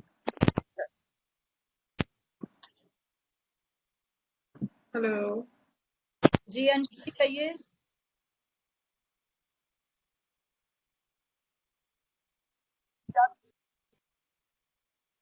हेलो। अब आ रही है? हेलो। अंश जी, आपकी अब मेरी आवाज आवाज नहीं आ रही है। जी जी, अब आ अब रही है आ रही आपकी है? आवाज। अब आ रही है, अब आ जी रही जी है। ठीक, जी। ठीक है। आप सभी की इजाजत हो तो हम अपनी स्टोरी शुरू कर सकते हैं। जी शुरू कीजिए अंश जी। एक स्टोरी है जिसका इन्वान है आखिरी मुलाकात। और बात यूं ही कुछ दिनों पहले की है। बारिश का मौसम था। रात के 2:30 बजे के आसपास बारिश बहुत तेज हो रही थी। बाहर आंधियां चल रही थी। बहुत अंधेरा था। आंखें बिल्कुल थकी हुई, निराश, आंसुओं से लदी हुई। और तुम जानती हो कि मैं ऊपर वाले कमरे में अकेले सोता हूँ। लगभग आधी नींद में कानों में लगे ईयरफोन में जॉन साहब की आवाज गूंजती है, तुम अब भी मेरी जिंदगी हो क्या? जिंदगी का नाम सुनते ही यूं लगा कि जैसे तुम सामने खड़ी हो। तुम्हारा चेहरा देखते ही खुशियों ने एक साथ ना जाने कितने समुंदर उड़ेल दिए मुझ पर। मेरे तो पैर जमीन पर नहीं थे। ऐसा लगा जैसे तुम सामने खड़ी हो, तुम्हारे साथ बिताए गए एक एक लम्हे याद आए। फिर याद आया कि मैं तुम्हें रास्ते से चलते हुए 5-5 रुपए की बालियां किसी ठेले से उठा के तुम्हें कानों में तुम्हें लाके देता था। तुम बिना कुछ पल गंवाए उनको कानों में पहन के बगल वाली आंटी को दिखाने जाती थी और उनसे कहती थी कि आंटी देखिए, मेरे बोल आए हैं। और मैं दरवाजे के बाहर खड़े होके ये सोच रहा होता था कि काश मेरे पास कुछ और पैसे होते तो मैं तुम्हारे और बड़ा खरीद लेता। तुम्हारे साथ सुबह की बेटी से लेके रात के डिनर तक एक एक पल, उन एक एक पल में हजारों जिंदगियां जीना, वो सब कुछ मेरे आंखों के सामने था। तुम्हें पता है, जब ये सब मेरे सामने था तो बड़ी खुशियां थी इन उदास आंखों में। फिर धीरे धीरे तुम्हारा मुझसे लड़ना, बदलना और दूर चले जाना। फिर अचानक से वो आखिरी मुलाकात याद आया, जब मैं आखिरी बार तुम्हें लेने तुम्हारे कमरे के दरवाजे के बाहर खड़ा था। मैंने तुम्हें दरवाजे के बाहर बेल बजाई, तुमने दरवाजा खोला और मैंने तुम्हें देखा कि तुम blue jeans, white denim shirt, red colour की लिपस्टिक में बहुत खूबसूरत लग रही थी। तुम्हें देखने पे यूं लगा कि बस दुनिया मानो यहीं ठहर सी गई हो। और उस दिन पहली बार एहसास हुआ कि जब हम किसी को आखिरी बार मिल रहे होते तो वो इतना खूबसूरत क्यों लगता है। पर उस दिन तुमने जानबूझ के काजल नहीं लगाया कि कहीं बिछड़ते वक्त रोने पे वो कहीं फैल ना जाए और मुझे पता ना चले कि कहीं तुम रो रही हो। तुम्हारे दरवाजे के बाहर खड़ा था, तुमने मेरा हाथ पकड़ा, मुझे अंदर लिया। दरवाजा बंद करके तुमने मुझे शायद वो आखिरी बार गले लगाया और हम दोनों एक दूसरे को बहुत देर तक अपनी बाहों में महसूस करते रहे। और अचानक से मुझे ऐसा लगा जैसे तुम मुझसे छूट के जाने की कोशिश कर रही हो। और जब भी ऐसा हुआ है कि तुम मुझसे दूर जाने की कोशिश करती हो, मैं तुम्हें और कस के पकड़ लेता हूँ।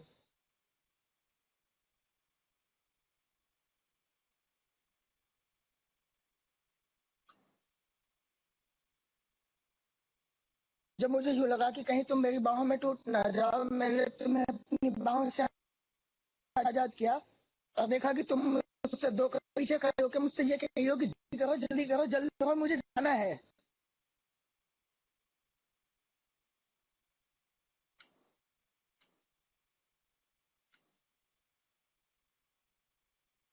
हम दरवाजे से हैं, बार की तरह तुम्हारा बैग मैंने अपनी पीठ पे लिया।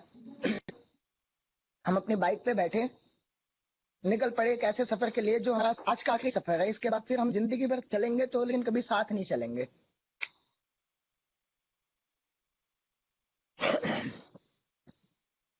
आज के कुछ पलों के बाद हम दोनों हमेशा के लिए खामोश होने वाले थे। हमारी कहानियां हमेशा के लिए बंद होने वाली थी। मैं यूं सबके सामने अपने आंसुओं को नहीं रोक पाता, वहां फिर भी सिर्फ तुम थी।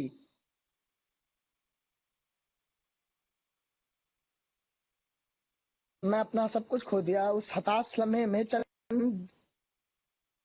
उस हताश जिंदगी के चंद लम्हों की दुआ मांगता हुआ, दिल खोलकर चीखता चिल्लाता रोता जा रहा था।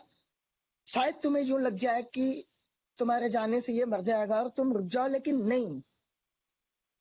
तुम पत्थर हो गए थे जिसपे मेरे खून, तो यहाँ तक कि उस बार फर्क नहीं पड़ रहा था।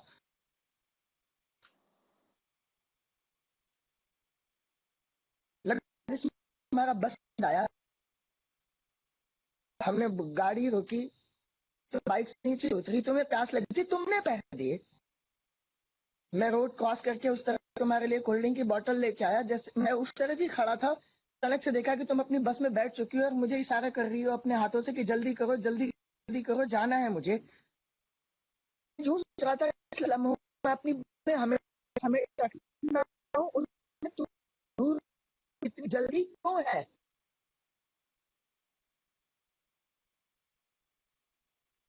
मैं रोड क्रॉस करने की कोशिश करने लगा, देखा कि सामने से एक कार आ रही है और एक तरफ वो कार आ रही है, दूसरी तरफ तुम्हारी बस निकल रही है। उस लम्हे में या तो मैं अपनी जान बचा सकता था या तुम्हें ये कोल्ड ड्रिंक की बोतल दे सकता था। अगर मैं अपनी जान बचाने के लिए रुकता हूँ तो तुम्हारी बस चली जाएगी और मैं तुमको खुद से दूर आखिरी बार प्यासा नहीं भेज सकता। और जब भी ऐसा हुआ है कि मुझे तुम में और खुद में से किसी एक को चुनना पड़ा है, मैंने हर बार सिर्फ तुम्हें चुना है। उस बार भी मैंने वही किया, चुपचाप आंखें बंद की,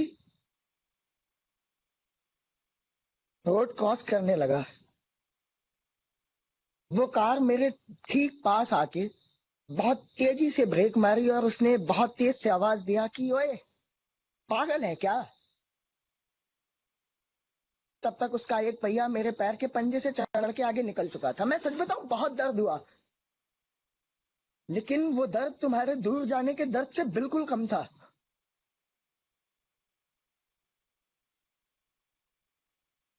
वो दर्द मेरे पैरों की जंजीर बन गया था। मेरे पैर आगे नहीं बढ़ रहे थे।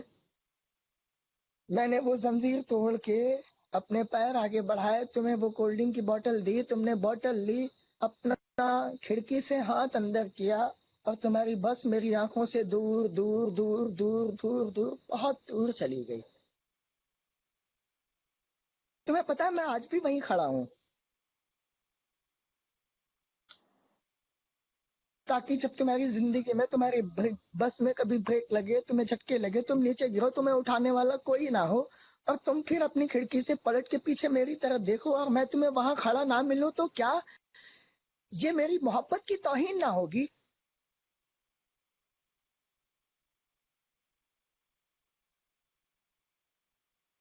जब तुम्हारी बस मेरी आंखों से दूर चली गई तो मुझे एहसास हुआ कि मेरी मुट्ठी में कुछ है। मैंने अपनी मुट्ठी खोली तो देखा कि 1, 2, 5 के चंद सिक्के थे।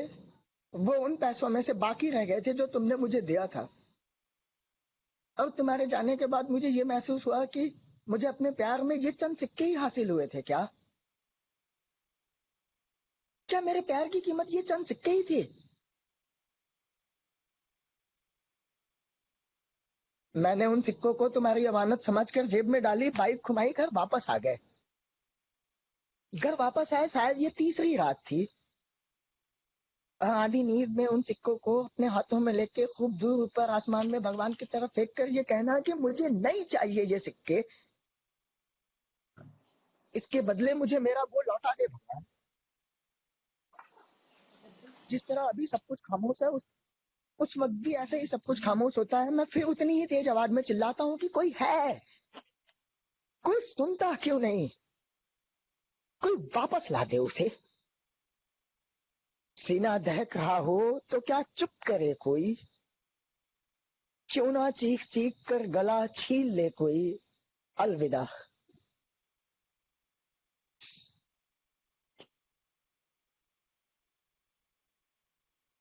जुदाई के ऊपर कही गई कहानी। आई एम श्योर ये कहानी सुन के सबको अपने अपना कोई ना कोई ऐसा एक शख्स याद आ गया होगा जिसको अलविदा कहना बहुत मुश्किल था सबके लिए। सही बात है, बिल्कुल वाह मेरे इमोशनल हो कबीर गए सिंह और वाह। कुछ मुझे तो ऐसा लग रहा था अनशन मैं स्टोरी के साथ साथ एक प्ले देख रही हूँ। हाँ, the way he was expressing himself. हाँ, या बिल्कुल ऐसा लग रहा था मैं थिएटर में हूँ, थिएटर से कोई डायलॉग निकल रहा है। हाँ? पुलिस मुझे लगा नहीं इससे ज्यादा कुछ कहना पड़ेगा मुझे। तो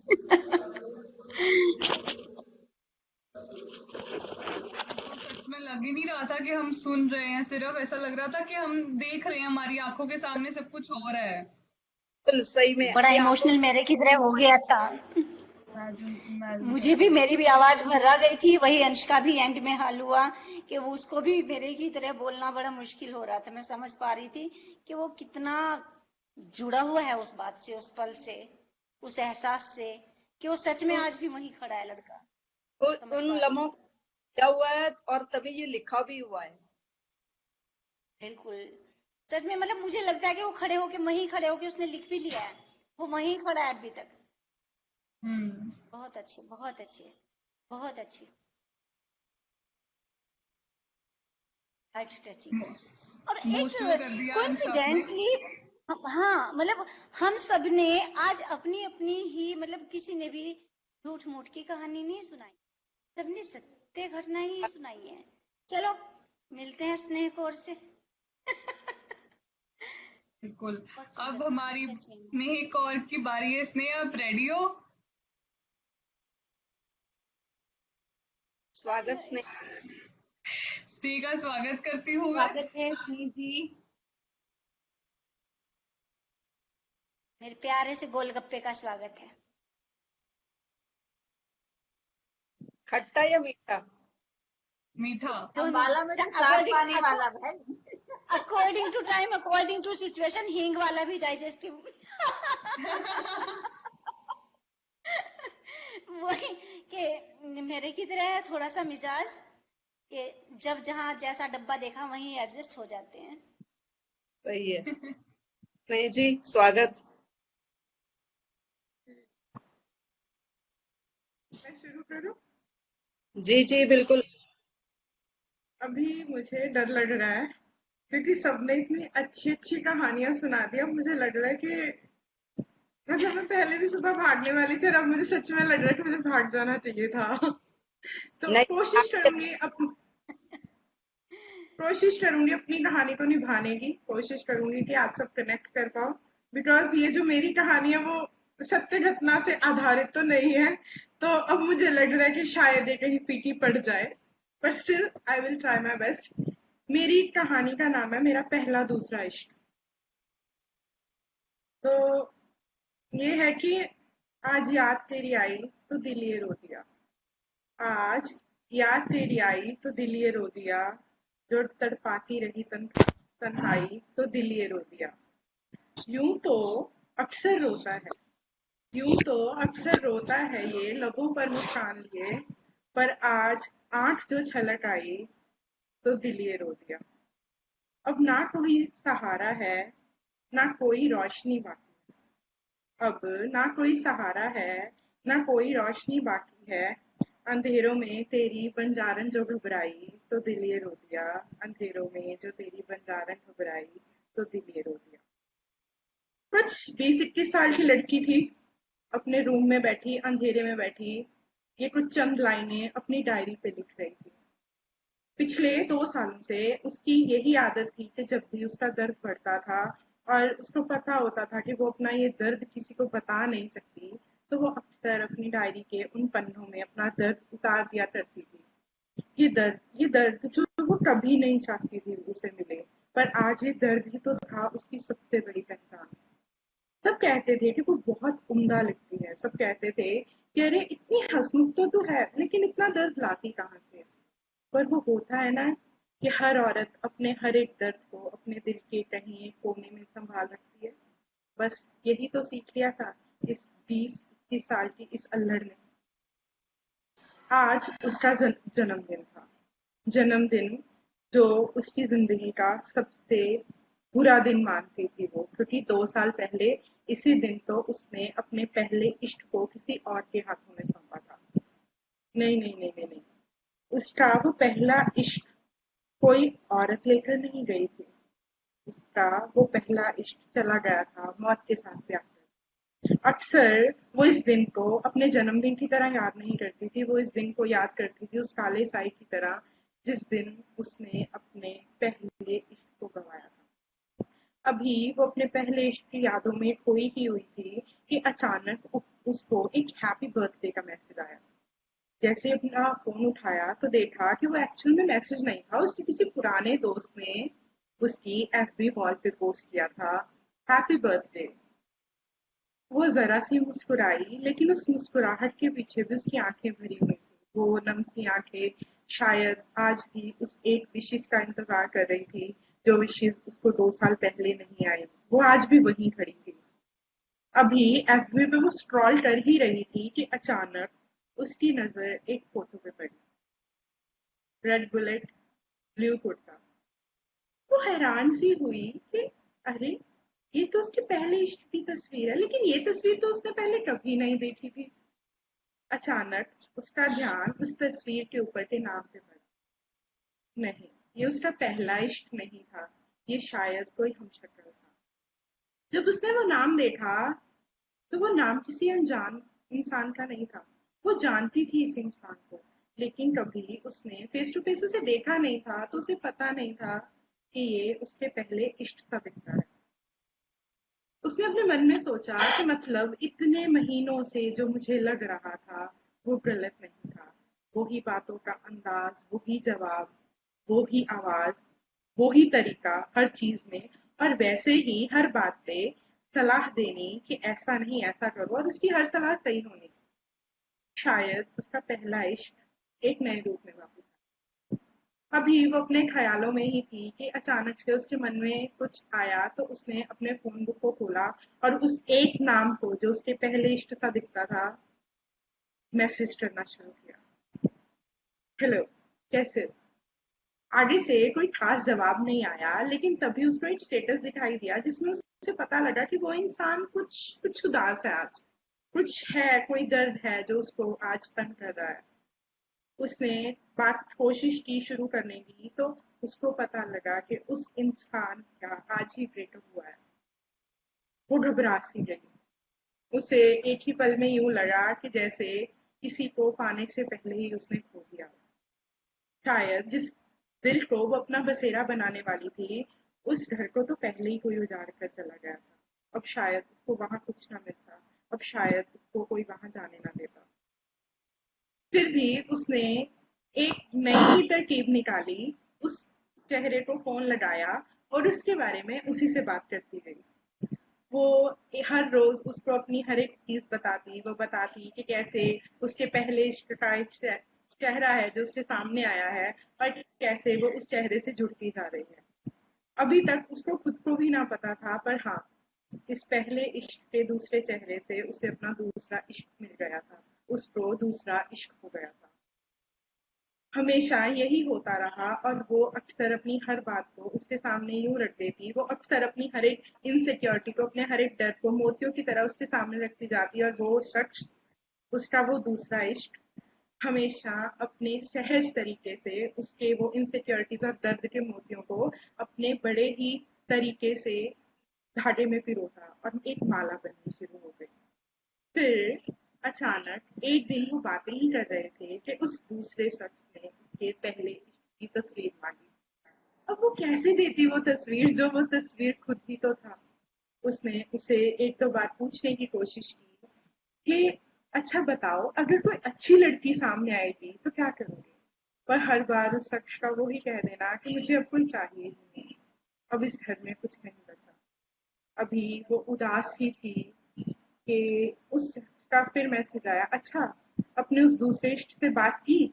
उसको बताया कि तुम उसे प्यार करने लगे हो?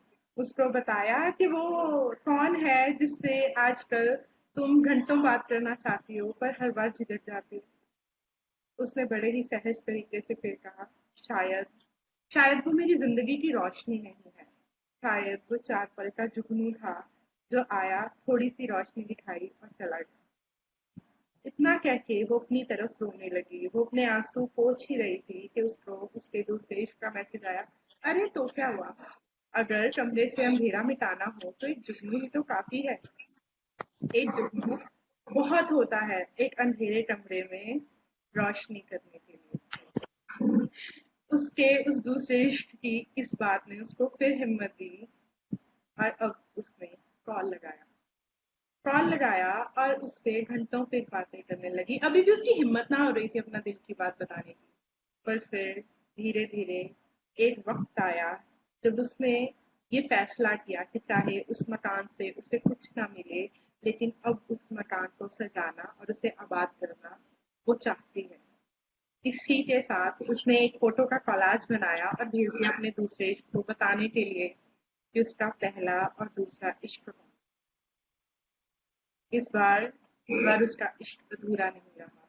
उसके उस दूसरे इश्क ने उसे यूं ही कबूल किया जैसे उसका पहला इश्क हुआ तो करता, और इसी तरह उसका पहला और दूसरा इश्क दोनों एक ही रूप में मुकम्मल हो गए। Thank you.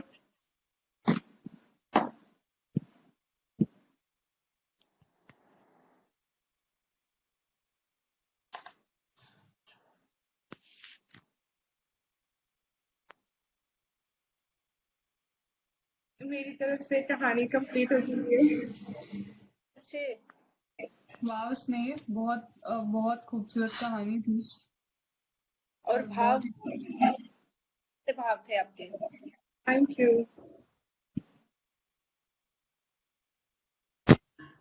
अंश कुछ कह प्रिया रही जी थी। आपकी आवाज नहीं आ रही आप है। आप आपका माइक हाँ ऑन स्नेह, करिए। हेलो स्नेह, हाँ मैं जी। बोल रही हाँ जी। हूँ, मुझको तो लग रहा है कहानी शुरू हुई है। सच में यही मैं भी कह रहा हूँ, शुरू हुई है। यही मैं भी कह रहा हूँ। अभी तो पार्टी शुरू हुई है। अरे नहीं नहीं, बहुत ऐसा कुछ मजे नहीं है। हाँ, कहानी शुरू तो हुई है, यार, कोशिश सच में करेंगे इस तो कहानी पार्टी अभी बाकी है। सच में बहुत अच्छी कोशिश कहानी करेंगे थी, कि इस बहुत। कहानी के आगे के कुछ पार्ट्स हम जल्दी ही बता पाए सबको, लेकिन तब तक के लिए कहानी पहला दूसरा इश्क बस यहीं तक है।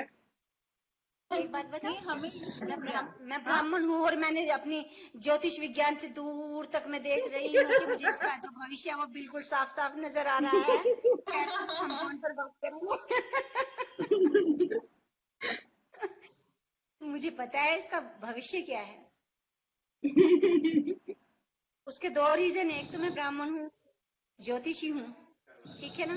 दूसरी बात यह है कि मेरे पास संजय भी है, उनकी दिव्य दृष्टि है। मेरे पति देव का नाम संजय है, तो दिव्य दृष्टि भी है, वो हमेशा उसको देखते हैं।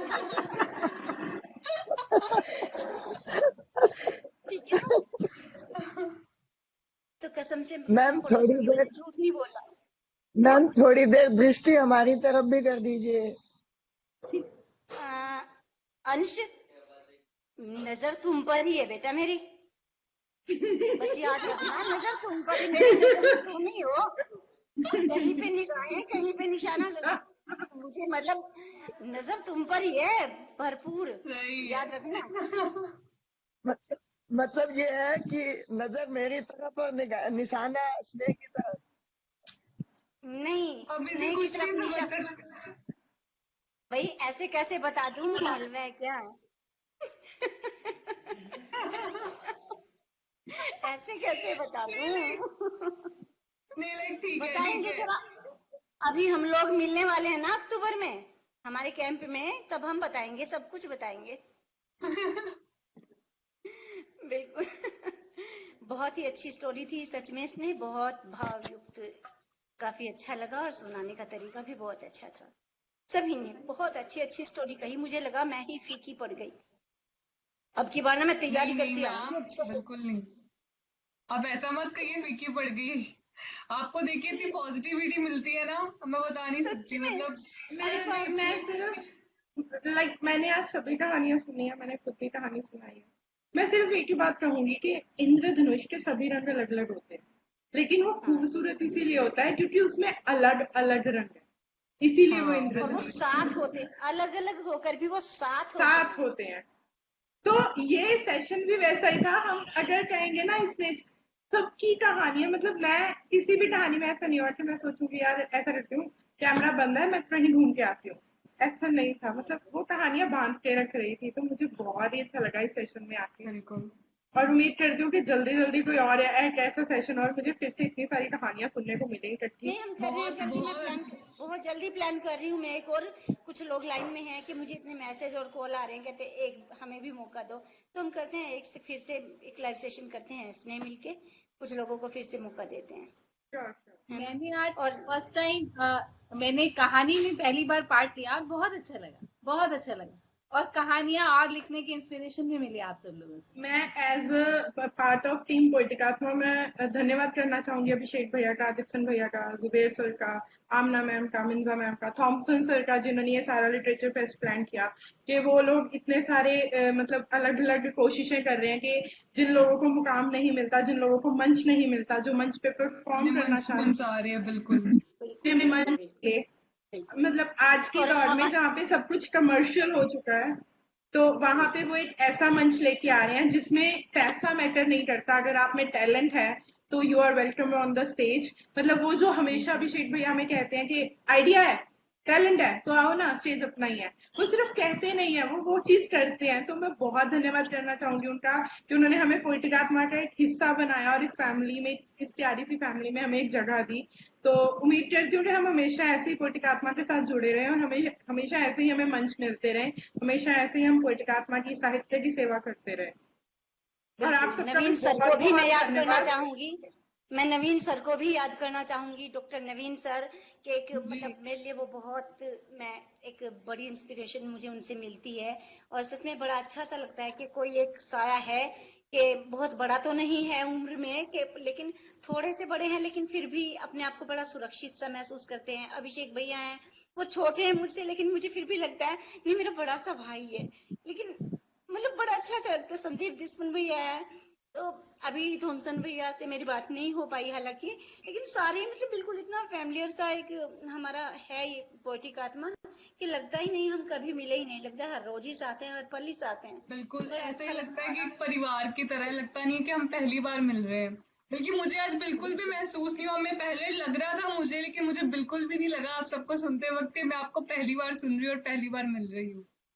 हाँ इशिता, मैं जानना चाहूंगी 24 घंटे बाद भी आपके विचार, अब 24 घंटे पहले आपके क्या विचार थे? हमने 24 घंटे पहले बात की थी ना। 24 घंटे पहले भी मेरे विचार आपसे बात करने के बाद मेरे को पता लग गया था आपकी नेचर कि आप कैसे हो, और उसके बाद भी अभी भी सेम है और ज्यादा अच्छे हो गए। कि लाइक मुझे आपको देख के पॉजिटिविटी आ रही, मैं वेट करी थी मैं आप सबको देखूं, और मैं आपको देख के सच में बहुत मैम पॉजिटिविटी आती है। अच्छे से होस्ट किया, बहुत अच्छी एंकरिंग, शानदार एंकरिंग, बहुत अच्छी, थैंक यू मैम। बहुत अच्छे बस से आप निभाया। सब सीख रहे हैं अभी, बहुत अभी तो सीख रहे हैं। बहुत अच्छा लगा आज सबके साथ, बहुत अच्छा लगा, बहुत ठीक। अच्छा लगा। आपको और मतलब आप पहली बार हैं आज, ऐसा नहीं लगा कहीं? कॉन्फिडेंस लेवल लगा हम पहले से जानते हैं। इशिता, लगा ही नहीं, सच मुझे में तो लगा मेरी कोई स्टूडेंट बैठी है यहाँ पर। हाँ सच में। बहुत अच्छी और बात है अंश, मैम, मुझे भी ऐसे ही लगा कि अंश यस मैम। Yes ma'am. मेरी नजर तुम पर ही है, भूलना मत। इट्स अ बिग ऑनर मैं फॉर तो मी। सच में दोबारा कहूंगी, मुझे लगा था मैं थिएटर में कोई चीज देख रही हूँ सच में। अरे जैसे मैम ये बहुत बड़ा ऑनर है। Expression he was. हाँ अच्छे अच्छे भगवान ने कैरेक्टर बनाए, सच्ची में थैंक यू भगवान। तू कहीं सुन रहा है तो